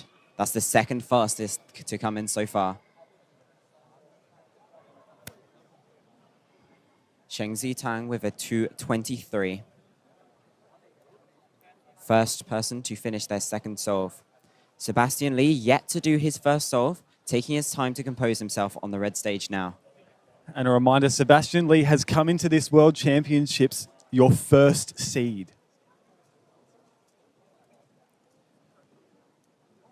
Getting himself a 155 average just a few weeks ago in Newcastle, in New South Wales, Australia. What can he do here?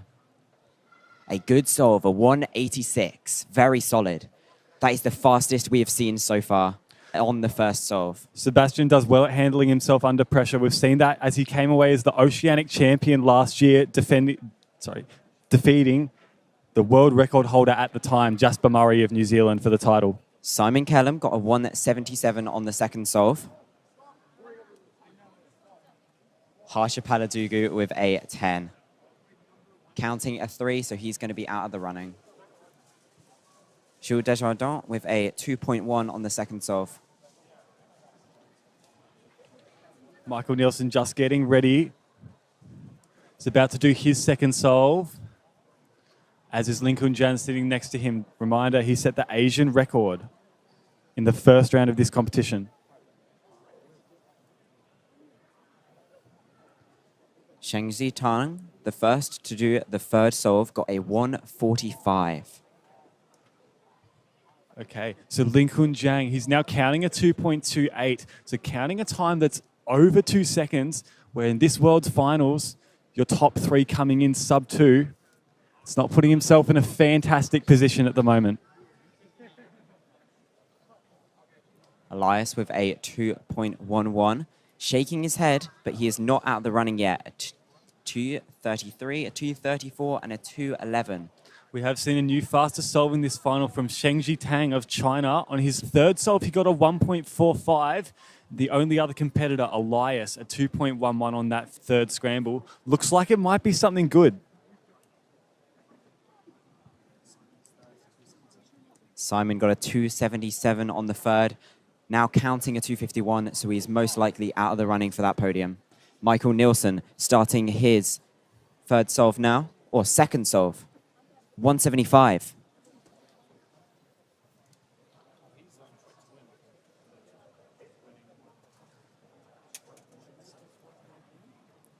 Leaky Lee with a 133 on the third solve, counting a 175. And to touch quickly on Huining Huang, all three of their solves have been sub-2 at the moment. So that puts him in the driver's seat now. That is a commanding position that he's in right now.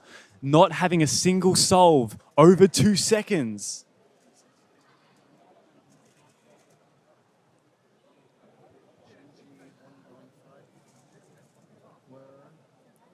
It's anybody's game now. Huining Huang, we will say, is in the lead for the time being. It will just have to come down on what he can do on his last 2 solves. But he's set himself up really well to come away your world champion. We'll have to see what happens next. Lin Kanjiang with a 167 on that solve. Counting himself a 228, but he did start with that 296. Shengji Tang of China has finished his 4th solve, a 1.95, which is counting. So he's now counting a 1.95 and a 2.18, hovering around that low 2-second mark. Elias EU +2'd his 4th solve. Very disappointing for him, but if he gets a good solve on the last, he could get a very good placement. Sebastian Lee is about to do his 3rd. He's lagging a bit behind the most of this field, but he has set a 1.86 and a 2.07 on his first 2 solves. So let's not count out what he can do here. He can still set him up really, really well. Taking his time to compose himself, doesn't want to rush things. It's been working so far. This 3rd solve, we've seen a 1.33 on this scramble. And Sebastian definitely able to get that or faster. Inspecting now.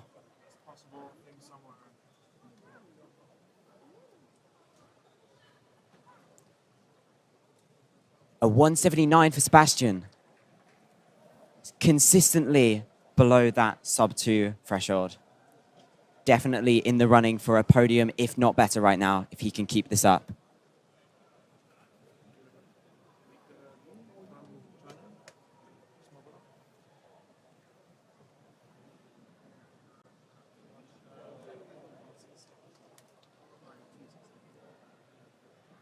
Michael Nielsen getting a 177 on what I believe is the 3rd solve. Elias finishing his average right now. What's he going to get? A 223. That is a solid average for Elias. That's going to be around 2.2. 2.33 for Elias. Considering this stage, that is very solid. And the only other competitor to finish their average so far, Simon Kellum from the United States at 2.54. So Elias, of the ones who finished their average in the lead. However, Shengji Tang gets his worst possible average, actually, a 2.87. Worst possible average, though, still 2.12, it looks like. Lin Kanjiang with a 140 on that 4th solve. Counting a 1.67.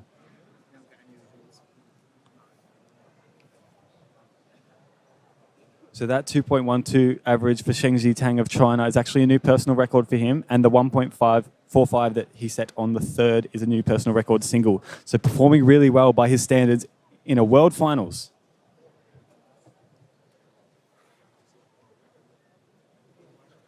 Winning Huang 4 sub-2 solves in a row. 1, 1, 1, 1. We'll see what they're able to do once the time comes. 188 average. And it was worst possible, getting a 258 on the last. 1.88 average, that is dominant and quite a long way in the lead at the moment. And Li Kei Li from China, ending with a 2.29, gives her a 2.02 personal record average as well. We've seen 3 of the top 4 competitors getting new personal record averages in this finals. Diego Alfonso solving on the blue stage with a 2.13.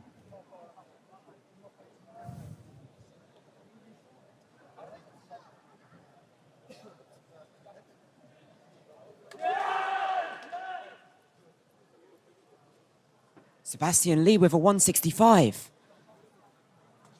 He has already got, what does he have already? Worst possible is 191, so he hasn't won yet. But this is close though. He's had a 1, a 2, and then 2 ones to follow that. His worst solve a 207, his worst possible average a 1.91. All he needs to do is get a solve that's just under 2 seconds, and he could come away as the world champion to follow up his Oceanic champion title. All comes down to the last few solves. Getting results coming in left, right, and center. A +2 for Michael Nielsen on a 138. That's huge.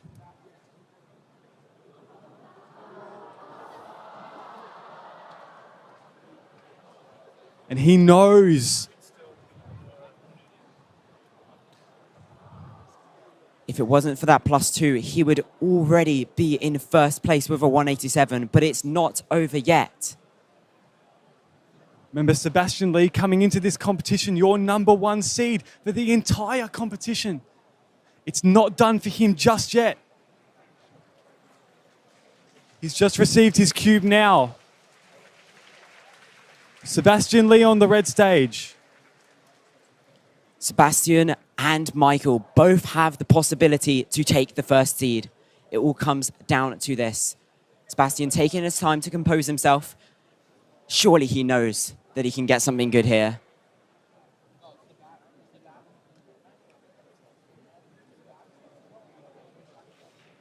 Deep breath, count to 10. Compose yourself and do what you do. He has been practicing for this moment, but nothing compares to the pressure of the last solve of a World Championship finals. It's crunch time. He's going. Oh! Just missing that first place, a 191 average. The final for Pyramix. Oh, sorry. It's my not bad, my bad. over yet, Still though. one more. He is in second place, which is amazing. Michael Nielsen still got one solve left. Everybody is watching him. If he gets his best solve, he will take the W by 0.01. This is almost the exact situation that he was in at US Nationals, the last one to finish. All eyes were on him. This solve matters, and he must know it. He's just got to put it past the +2, got to move past it. If he gets his best solve now, he still wins. In under 15 seconds, we will know who the world champion for Pyramix is this year, Michael Nielsen. Oh, it's a no. 2.32 +2 again. It's his worst possible. That is 2.41. And he's even out of the podium. That is devastating.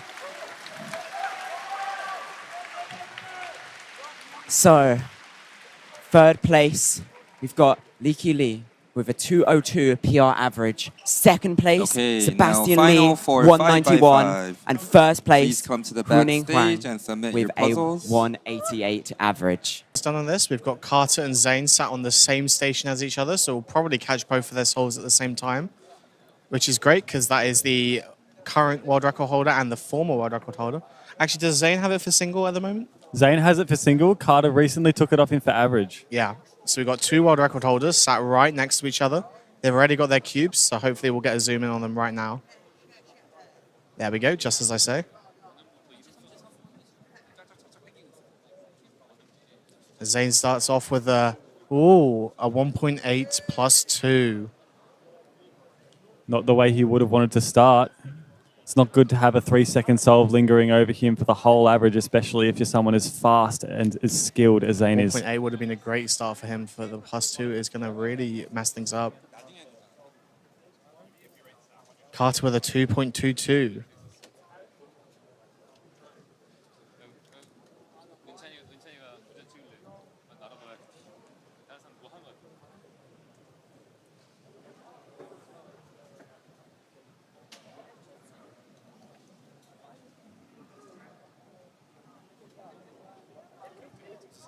Got Anthony doing some 3x3 warm-up solves. Interesting tactic.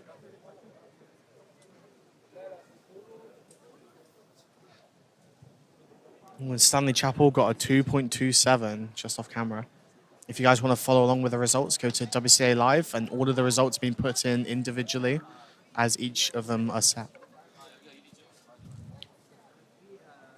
So it looks as though most competitors have entered their first solve now. It looks as though Kartika Kala is just in the lead at the moment with the fastest single. We saw that on stream at 2.22, followed up by Stanley Chappell at 2.27, and then Xianjun Yang of Taiwan at 2.34.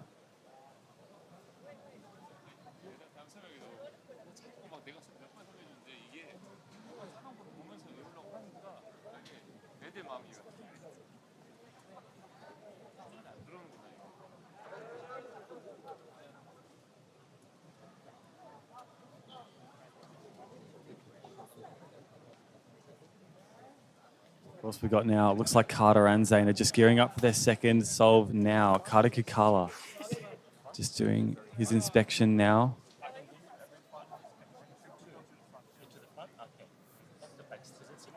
2.6, not that great, but quite good.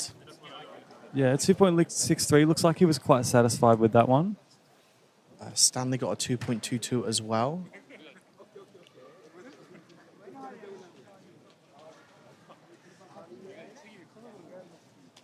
Oh, 1.63 from Zane. Had his hands on his timer for a long time there. He was holding the cube very, very high as well, I noticed. Yeah, maybe he knew that he had some finger tricks in that solve that were going to require a bit of elbow room at the bottom, it looked like. And what we haven't seen on stream is that Stanley Chappell has followed up his 2.27 with a 2.22. That's right. So that's a very consistent first two solves. For quite a long time, Stanley's worst event on Kinshranks was Skewb, so he's put in a lot of effort to try and improve those. It looks like it's paying off right now, counting a 2.27. Did not know that on the world stage as well. Where it matters most.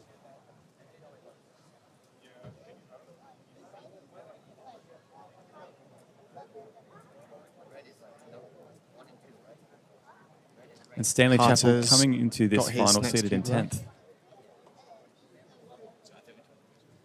Yeah, Stanley coming into this final seated in 10th place, actually tying single and average with Charles Zhu, which is quite interesting.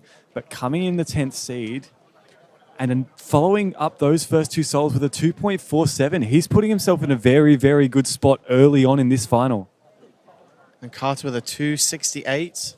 Again, strong, but maybe not good enough. We've got Charles Zhu, who's got a 2.42 and a 2.44.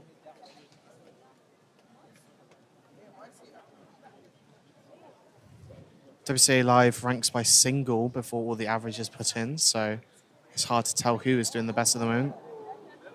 Well, Zane got a 1.99, and it looked like he was worried that that might have been a +2, but it looks like it is good.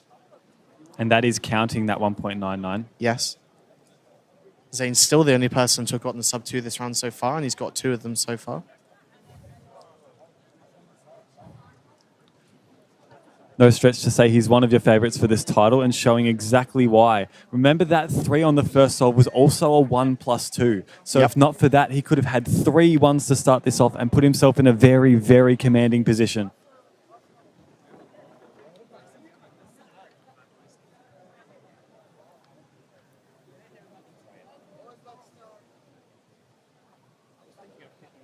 No room for error for Zane now. That +2 is going to be hanging over him this whole average, but he's dealing with the pressure well at the moment, following up with a mid one and counting a 1 after that.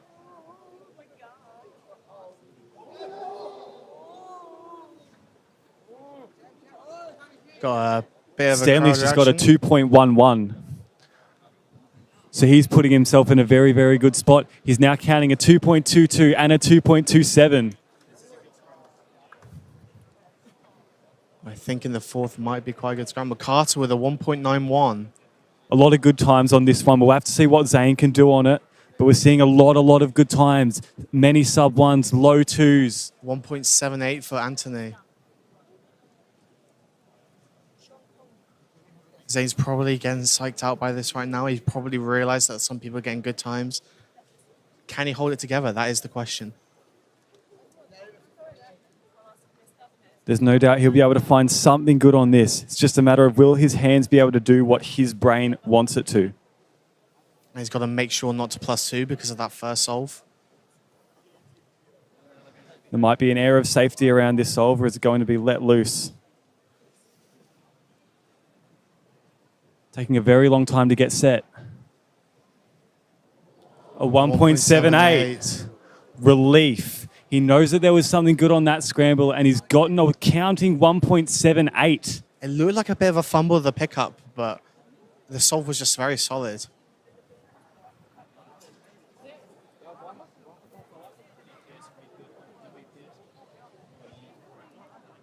Okay, so at the moment, the lay of the land is that Zane has a best possible average of 1.8 and a worst possible average of 2.55 because of that 1 plus 2 on that first solve. So if Zane gets his worst solve on the next, then Carter will beat him no matter what. With that, Zane is guaranteed at least second place. His worst possible average of 2.55 can only be eclipsed by Carter Kukala. In fact, Carter has just got a 3.80 on his last solve. That gives him a 2.51 average. Stanley with a 2.32 average. Ending it with a 3.07. Very consistent Stanley Chapel average. was a bit of a sleeper pick. Coming in 10th for this final, tied with Charles Zhu. But Zane Kanani, 1 solved left. And he's got the cube in his hands right now. This is make or break for him. Clutch moment. No, it's a fumble. Absolutely fumbled It's his worst possible average. It's going to be a 2.55 for him. So he's going to be in 3rd place. And that is possibly locked in. Simon Callum's still to go. Can you believe Stanley Chapel in the lead with a 2.32? Going from Skewb being his worst event in Kinch to possibly world champion. I think it might be locked in that Stanley's world champion, but I'll hold my breath on that. Simon Kellum could get something really good on this last one. We'll have to wait and see. Simon is on the blue stage right now with the cube in front of him. What is he going to get? And where is he going to place? There's a bit of a crowd reaction at the moment, probably from the nationalities of at least one of the competitors. Simon just has to take some time, settle his nerves. He can perform under the pressure. He's the US national champion from very, very recently, beating Zane Kanani. He needs a very low 2 on this scramble.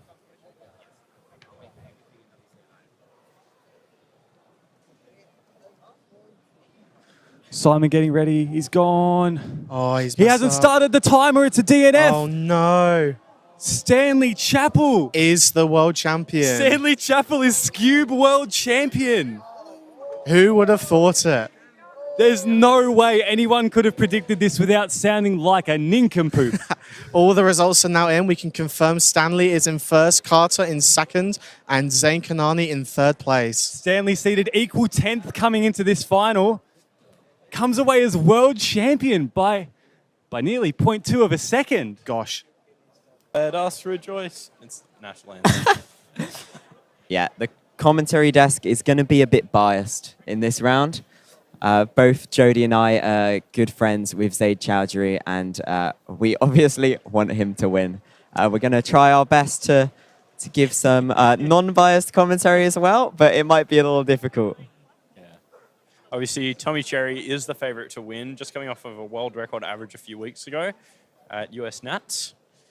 And we've got some other very fast clock solvers in this round, including Jia Kwan from Malaysia, who just broke the national record in 1st round, and Richard Yiheng Tao from New Zealand, coming into this final with a 4.77 average. It's a very tight field here. Really, anybody could win. Tommy Cherry definitely the favorite. Again, but if who you knows? are near a Tommy chair, Cherry please completing sit his down. first solve now. See what he gets. A 297. Checking it Great solved. start. It is solved. Great start for Wow. Tommy Cherry. Stanley Chapel with a 405. Looks like it might be quite a nice scramble. Let's see what Zaid pulls out. He's inspecting now on top of the red stage.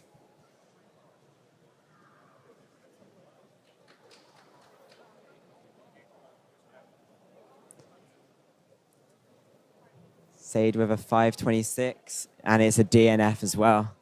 Unfortunate beginning for Zaid.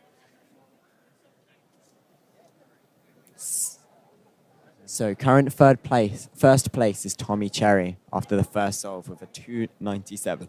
That's over a 1 second lead with Stanley Chapel in 2nd with a 4.05 solve.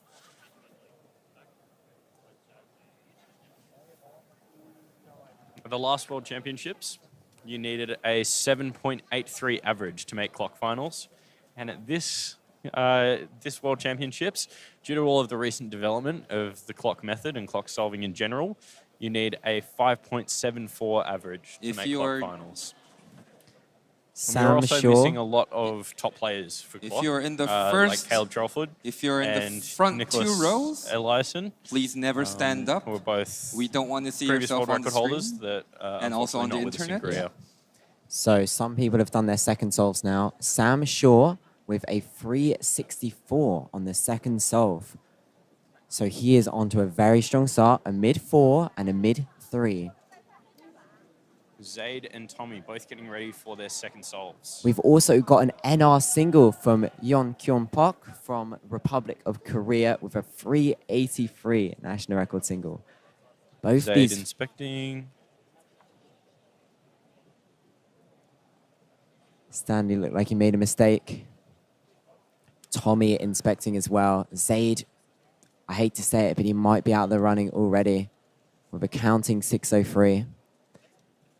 Tommy starting his second solve with the no flip method, a 369, and it's solved. Great second solve for Tommy. He's looking very strong. And Lucas Garrett with a 3.91 for his second solve, I believe. Yeah. Honestly, we cannot even tell who's going to win so far. Tommy definitely in the lead, but it's only 2 solves into a clock round. A very volatile event, 1 DNF, and you're nervous and you're shaking, and it's so easy to get another one.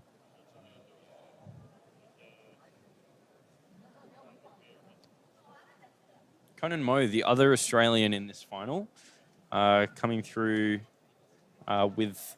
Oh, I just lost where I was. He just did his third solve. He's got a 4.8, 4.5, and a 3.7. So he's looking pretty strong, currently in third after his third solve.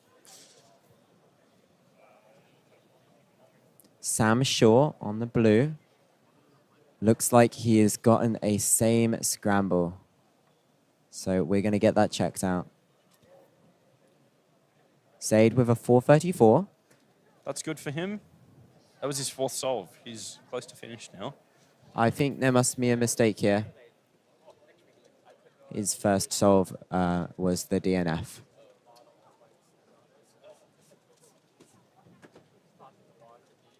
Tommy Cherry starting inspection on his third solve. In the lead so far by quite a large margin. But using this 7 simul method where he doesn't flip, a slight mistake can cause a DNF. Oh. He's got a 527, which was solved. Not sure if it's a DNF or not. Doesn't look very happy with it either way. But that is good. And Piotr with a DNF, 5.44 second solve. Stanley with a 469. Look, Garrett seems to be doing pretty well this final. He's going into his third solve now. He's currently got a 4.52 and a 3.91. 4.47. He's looking very strong. Sam Shaw, Luke Garrett, and Tommy Cherry are the current favourites in this Speaking final. of Sam Shaw, he's got his third solve now after that mistake. Flip. Ooh. 491. Okay. Solid. Honestly, it's still so tight. Anybody in this top 6, I'm looking at the WCA Live right now. If they do well and other people don't do well, they could win.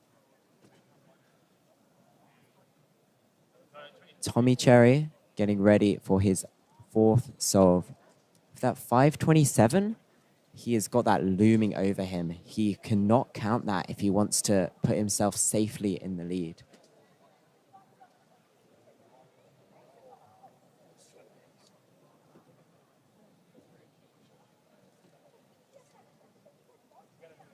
A 385. It seems to be solved. Good.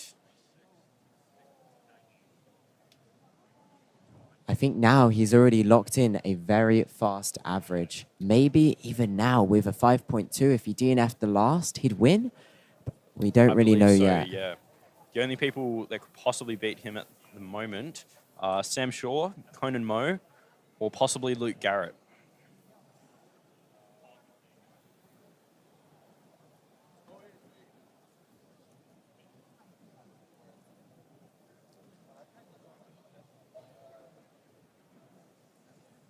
Lucas from France with a 445, finishing his average. Nope, sorry, I misspoke. Bergio Perot from I believe France. there's a data entry mistake with Sage Charles' average. Yeah. Should be resolved pretty quickly. Sam Shaw preparing himself for his 4th solve. Looking pretty solid so far.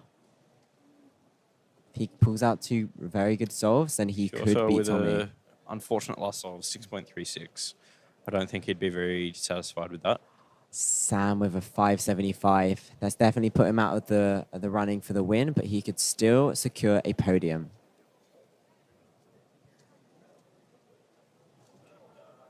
Stanley with a lot of mistakes in this solve. He's out the running of the podium now.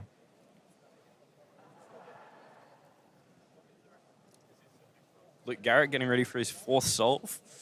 Been doing very well. Oh, Stanley asserting his dominance. After counting an 8-second solve. Hey, Luke. He, I think, could be in a position to get 2nd, which is crazy. Tommy also onto his 5th solve. Oh. Luke with a 541. Seems as though, yeah, 5.41. That could lock a podium. Tommy onto his last solve and a 371, and it's solved. Tommy is your clock world champion with an average of 3.75. Absolutely dominating the competition today. But it's not over yet. We still don't know who is going to get those 2nd and 3rd place positions. Sam and Luke are looking the strongest, but also Conan Mo, who's off stream. He's been doing well too.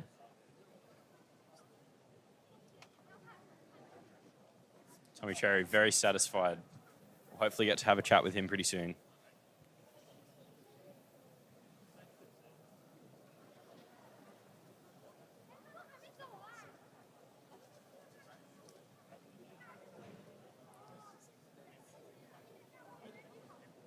A bit of calculating and on the stages that are finished. All right, Sam Shaw getting ready for his final solve of the average. He got a 5.7 on the last one, so he cannot count that solve if he wants to take the win. Or take the 2nd place, sorry.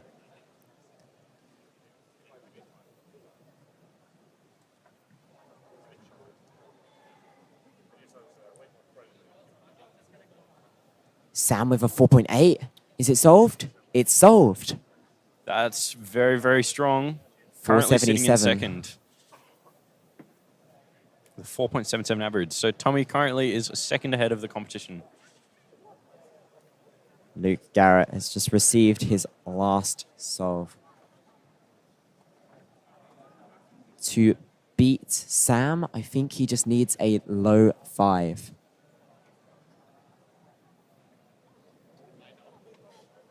Luke Garrett with the best time would guarantee a 2nd place.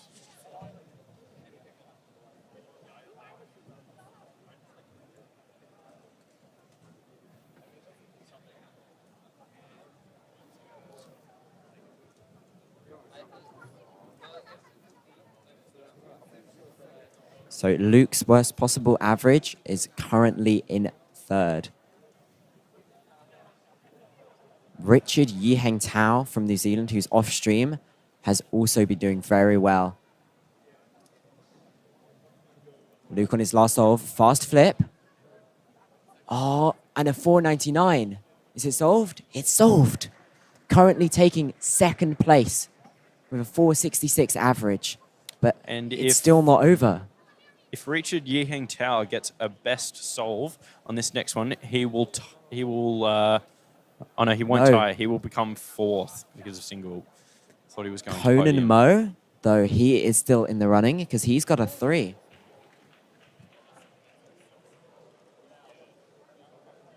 And I think he just got a good last solve. Conan's jumped into second, With a tied beating average. Luke Garrett by Oh, single. wow.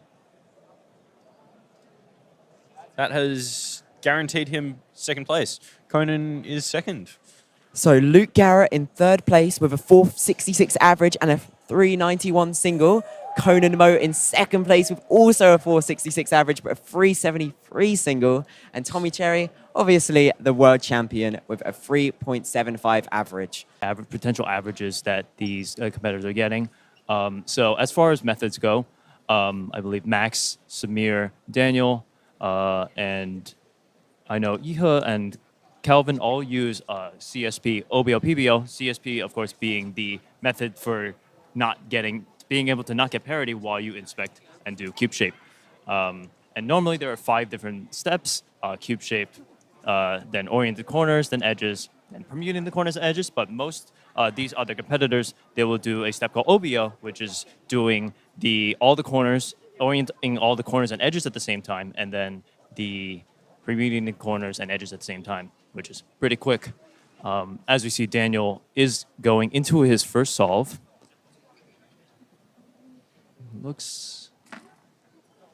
Slips a little bit there on first solve, 694 for Daniel. Yep, so OBL and PBL, not necessarily around in the time that you were top dog, but CSP, something that you're quite familiar with. A lot of these people will be using Kale's method of tracing, which is looking at certain colors and the order that they're in, as opposed to kind of blind tracing the cube, which is what Daniel Karnock actually on the blue stage on your right hand of screen does for parity. Hassan is starting his second solve. Already finished OBL 5 at 4. It's a little bit slow for him. 760 for Hassan. It's a little bit locky on the turning, but we turn our attention now to Max Shao. He's the current world record holder. Samir is also inspecting his cube. Samir finished with OBL at 3. 528 for Samir. He's not quite happy with a 528. We'll see what Max is able to do on that one. That's not very good for him. Max seems to get a really long PBL there. Lock him a little bit over on PBL as well. So Samir, pretty well in the lead. Yeah, he has the fastest solve that we've seen so far. Looking at some of the other solves, Kelvin Nielsen with a 613. Makoto Takoga with a 680, as well as tying Max Shaw's first solve.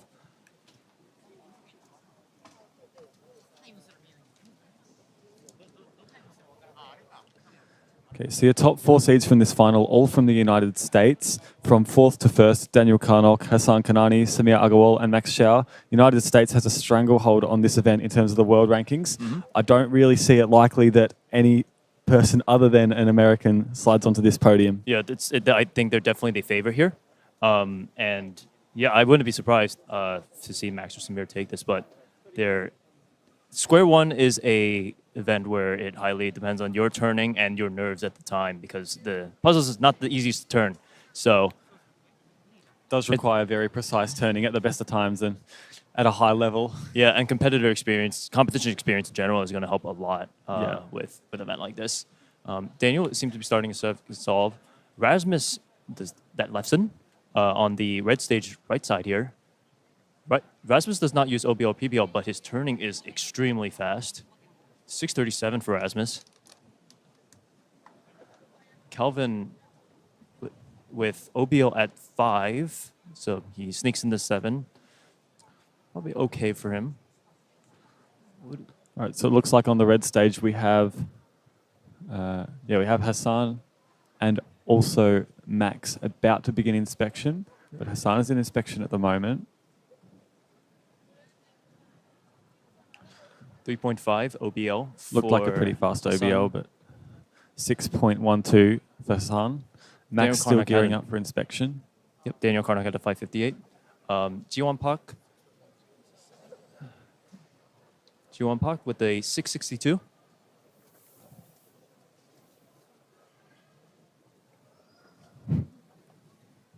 Oh, Asher got a 520. Just about to touch on that. Yeah, we've missed Asher Park's second solve, but he's actually just netted himself a PR single with a 5.20. Congrats, Asher. First PR of this finals. Would be great if we could see many more. Still waiting for a lot of the second solves for most of the competitors. We saw Max Shaw got a 610, so... And Samir now is just inspecting his second, tracing CSP. Currently, Daniel Karnock with a slight lead over Max with a 6.9 and a 5.5. Max with a 6.8 and 6.1. Samir with a 560. Very fast SPS. That's going to be really PBL. That's going to be really good for him. He has a 528, so he has 2 sub-6 singles going into the third solve. Of the competitors we've seen so far, Samir is very, very consistent with it and also really quick. Consistent and fast is key for an event like this, and it's really, really hard to be consistent in Square One where it's so dependent on the cases that you get. Thanks.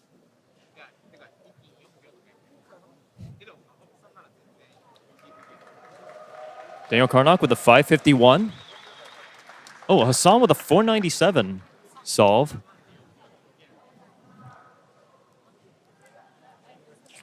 That's a pretty good, that's going to be a good single there. Unfortunately, the first and second solves were not too hot for him. But with a solve like a 4.97, it does give him a real chance to net a really good counting time if he's able to get close to that again. Yep, definitely. Yeah, it looks like Rasmus did DNF on that last scramble.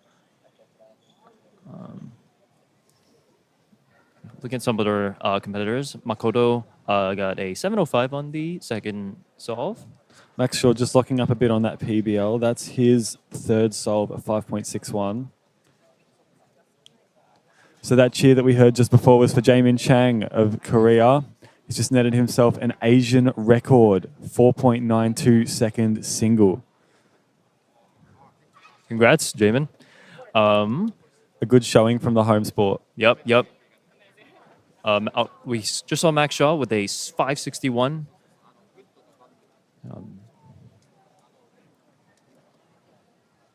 So it looks like, at least from these initial solves, I do want to see Samir's third solve, which I believe we're panning to now. But right now, Max, Daniel seem to be well in the running, though Hassan could obviously count that 4.97 to get a pretty good average.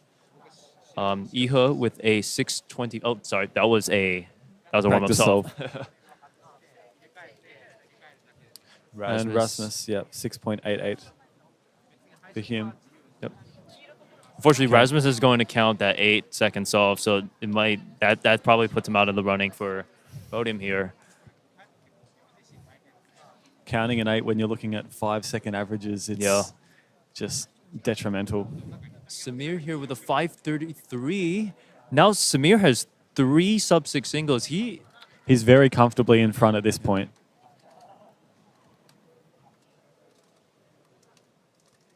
Iha with the 684.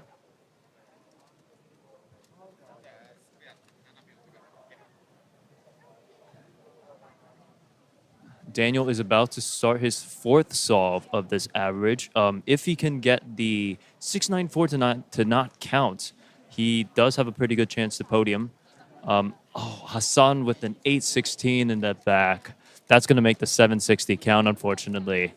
And Max Shao has just gotten a 7.42. Oh, that's +2. Oh, +2, well. a 9.42. So he's counting a 6.8 and a 6.1. So he's fallen a fair bit behind Samir here. So Samir, of course, still only on his 3rd solve. He has 2 more to go.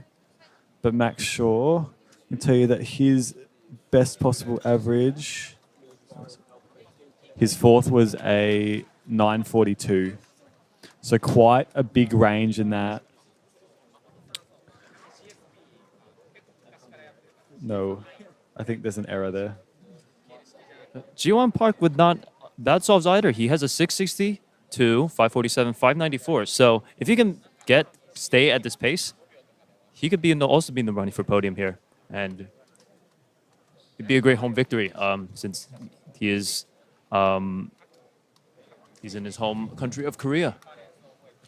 We turn our attention to Samir, left-hand side of blue stage. He's in pole position at this moment, really taking command of this final. Whether he knows that or not remains to be seen, but he is in a commanding lead for the time being. Yeah, if he can get a sub 6 on this solve, that'll put him. That I believe that pretty much locks in podium based on He what does we've not seen. need a whole lot to lock this one. If he's able to get another 5-second solve, that would make it.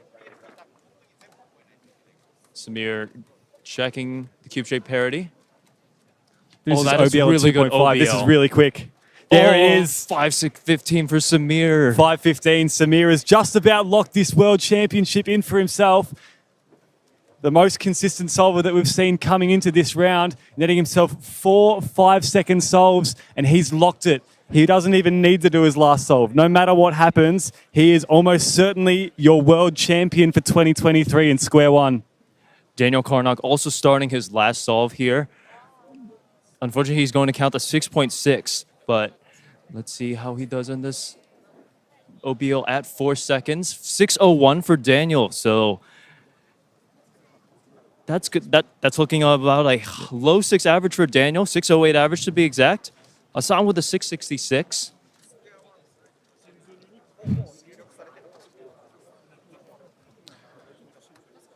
Ooh, Max got 2 +2s this competition. That's not gonna.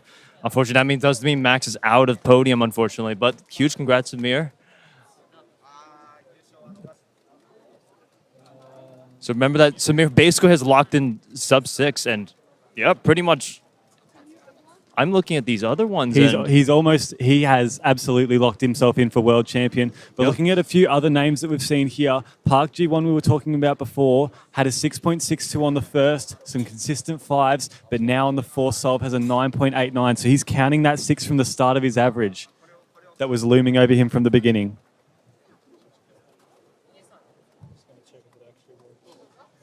So Park Ji-won's best possible average could still get him on the podium.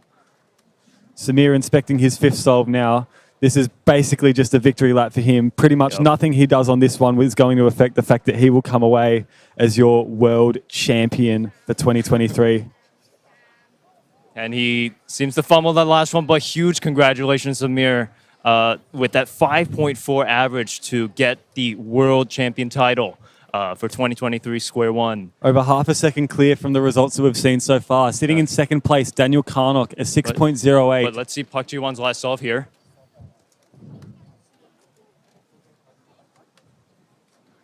It turns really fast. Whoa. Oh, no. 7.7 for Ji-won Park. And he's going to finish outside of that podium. He does net himself a PR average of 6.78, but it's not going to be enough to land on the podium this time around. Wow. That's really unfortunate for him. He doesn't seem disappointed for that, but it's still a PR average, so that is the silver lining for him. And even counting that 7 with a fumble on the very last turn. Yeah. So it looks like we pretty much have our podium locked in. It's in third place. Yep, I believe we have our podium locked in. Hassan Kanani, third place. Second place, Daniel Karnak with a 6.08 average. And your world champion, Samir Agarwal. So it's a full USA podium, which was a bold prediction before this competition. Or not so much a bold prediction. It is what we expected would happen. Missing a couple of other top players, as particularly David Epstein from Australia. I would have liked to see him in amongst the mix as an Australian myself. However, with him outside, it's going to be a full podium for the US of A. Michael making that prediction right before, and I don't think it's. It's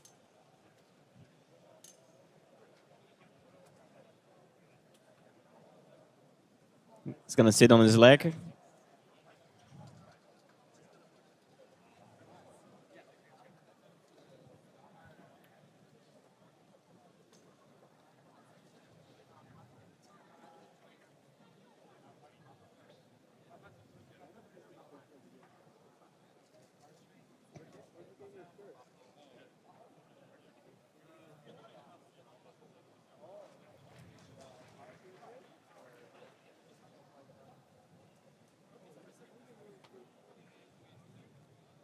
Oh, Alexander Vucic with an amazing first solve of 28.8 seconds.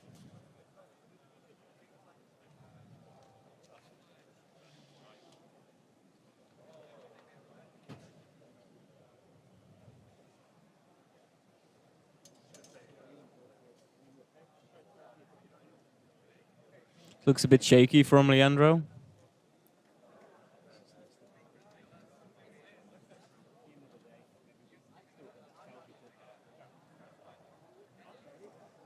What a great finish for Leandro with 34.71. Yeah. Let's see what Nicholas 9 can pull out.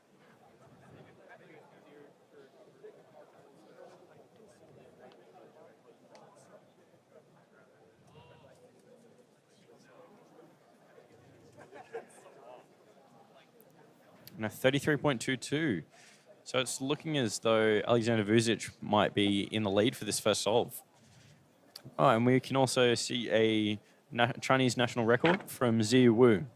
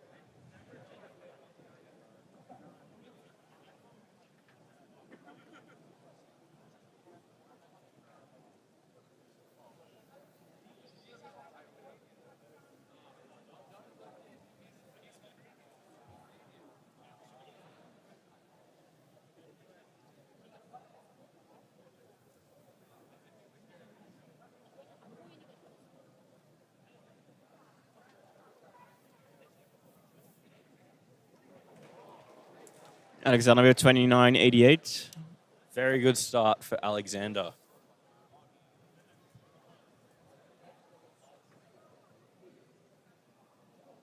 Oh, calling a delegate.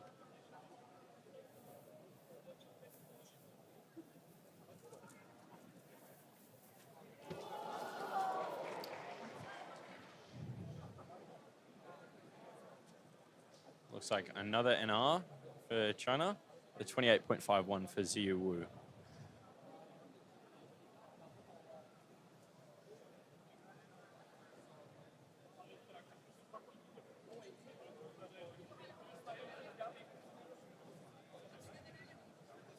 Oh, and unfortunately, that second solve for Alexander was a +2.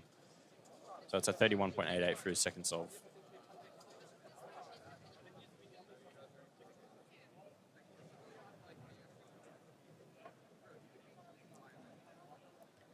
Looks like he started his inspection a bit faster on the first solve.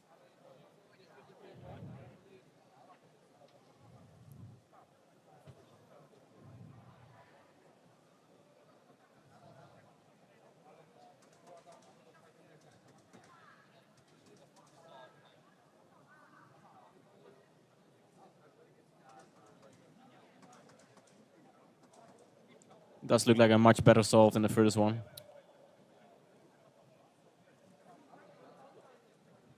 That's a 25.03 for Leandro Martin Lopez. Asserting his dominance more than Stanley can. Nicholas with a 30. 30.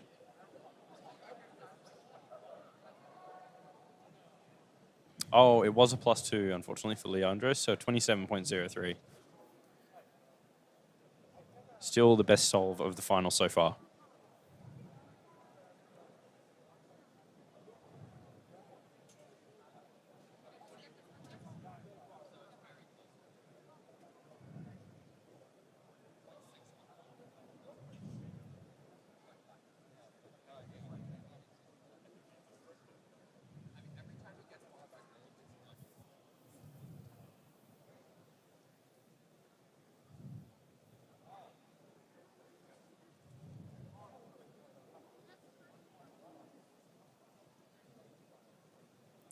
Alexander is now starting next attempt. Not sure if he can get it into view.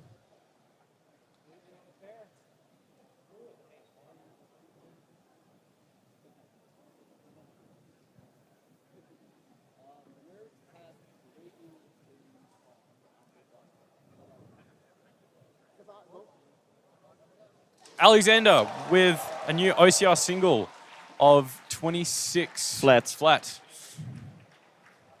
Unfortunately, did not catch that on the stream, but that is a new oceanic record single for him.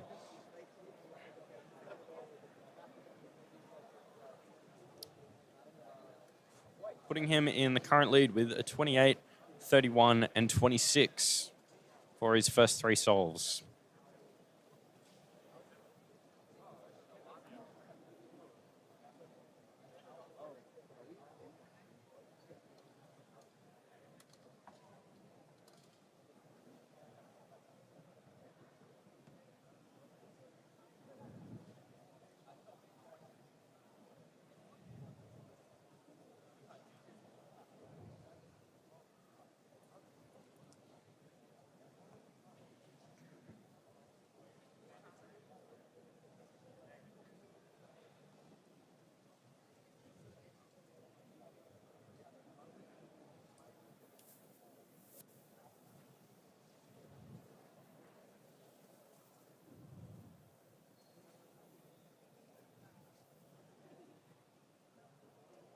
A 30.44 for Ziyu Wu. Still very consistent in With this a +2.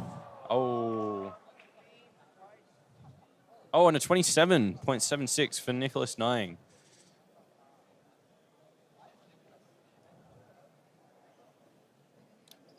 We've also got Tristan Chuayong with a 32, 29, and 28.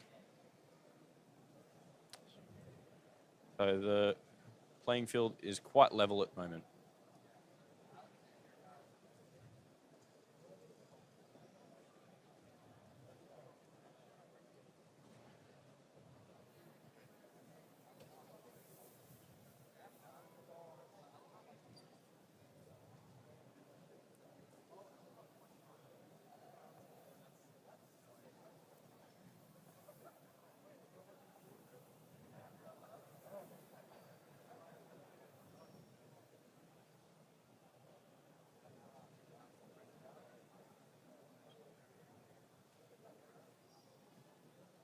Alexander Vucic just about to begin his inspection. If we could possibly get a view on that.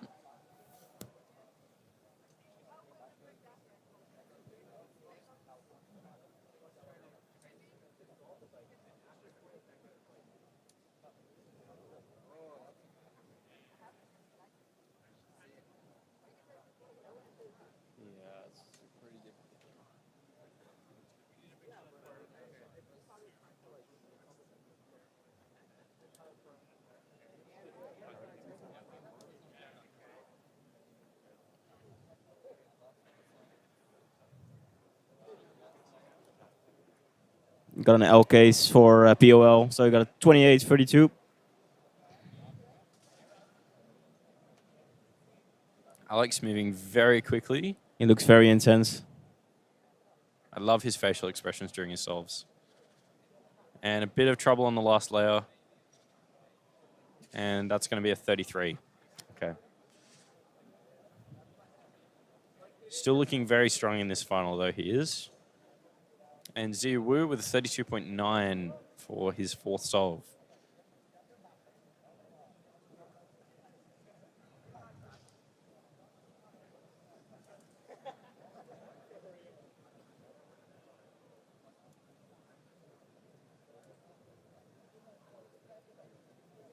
Nicholas starting next attempt. If you compare Nicholas' style to Alexander, it's so different. Yeah. I think Nicholas does like half the turns Alexander does.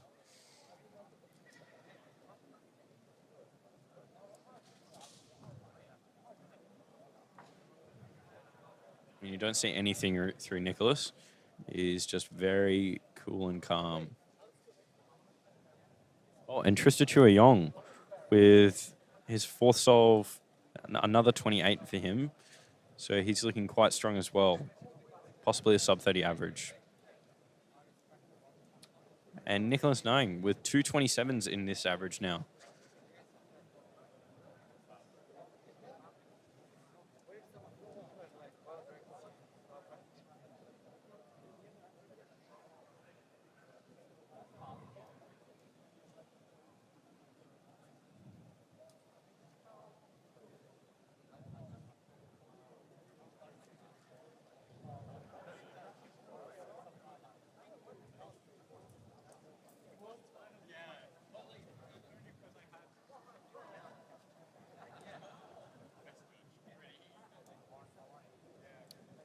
LML looking very good in this solve. Yeah, last slot didn't look great, but... And a bit slower there. 29.55. Doesn't seem too happy with it.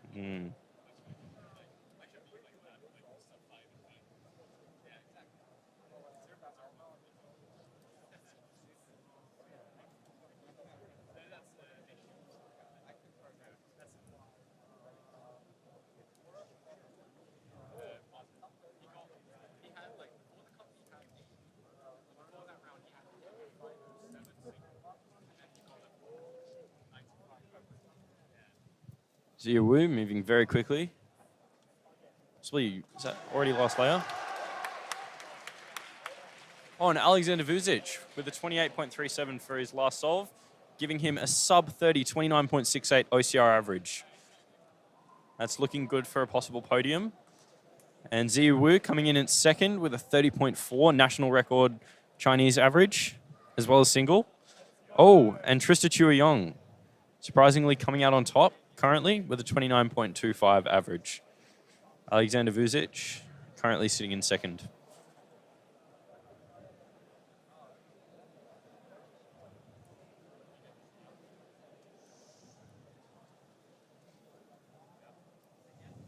Okay, final solve for LML.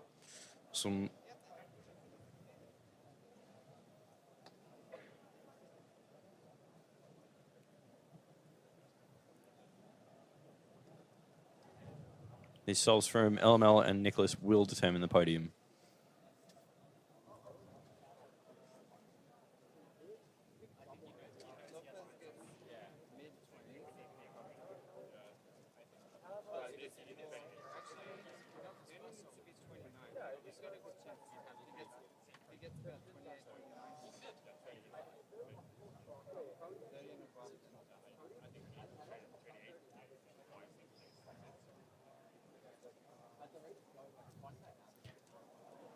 Looks like Nicholas made that 30 counting. And pushing Ziyu Wu off the podium. Looking like a possible guaranteed podium for Alexander Vucic and Tristan Chuayong.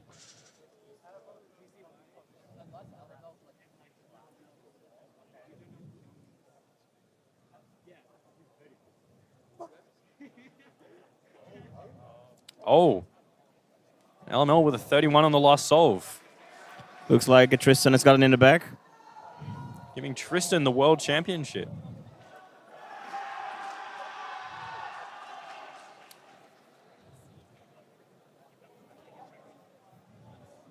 And it looks as though Alexander Vucic has guaranteed the bronze medal in Mega-Minx. Leandro Martin Lopez in second with a 29.67 average, and Tristan Chuayong in first place. This has been like one of the most close Mega-Minx finals ever. Yeah. 4 guys with a sub-30 average.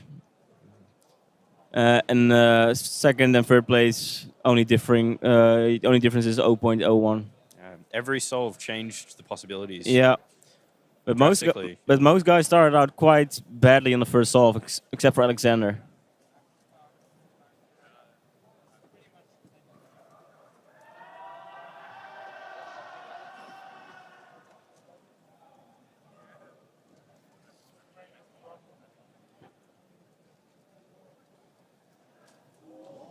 Oh. And it's a 30. So got a national record average? He has 31.37 Korean national record average.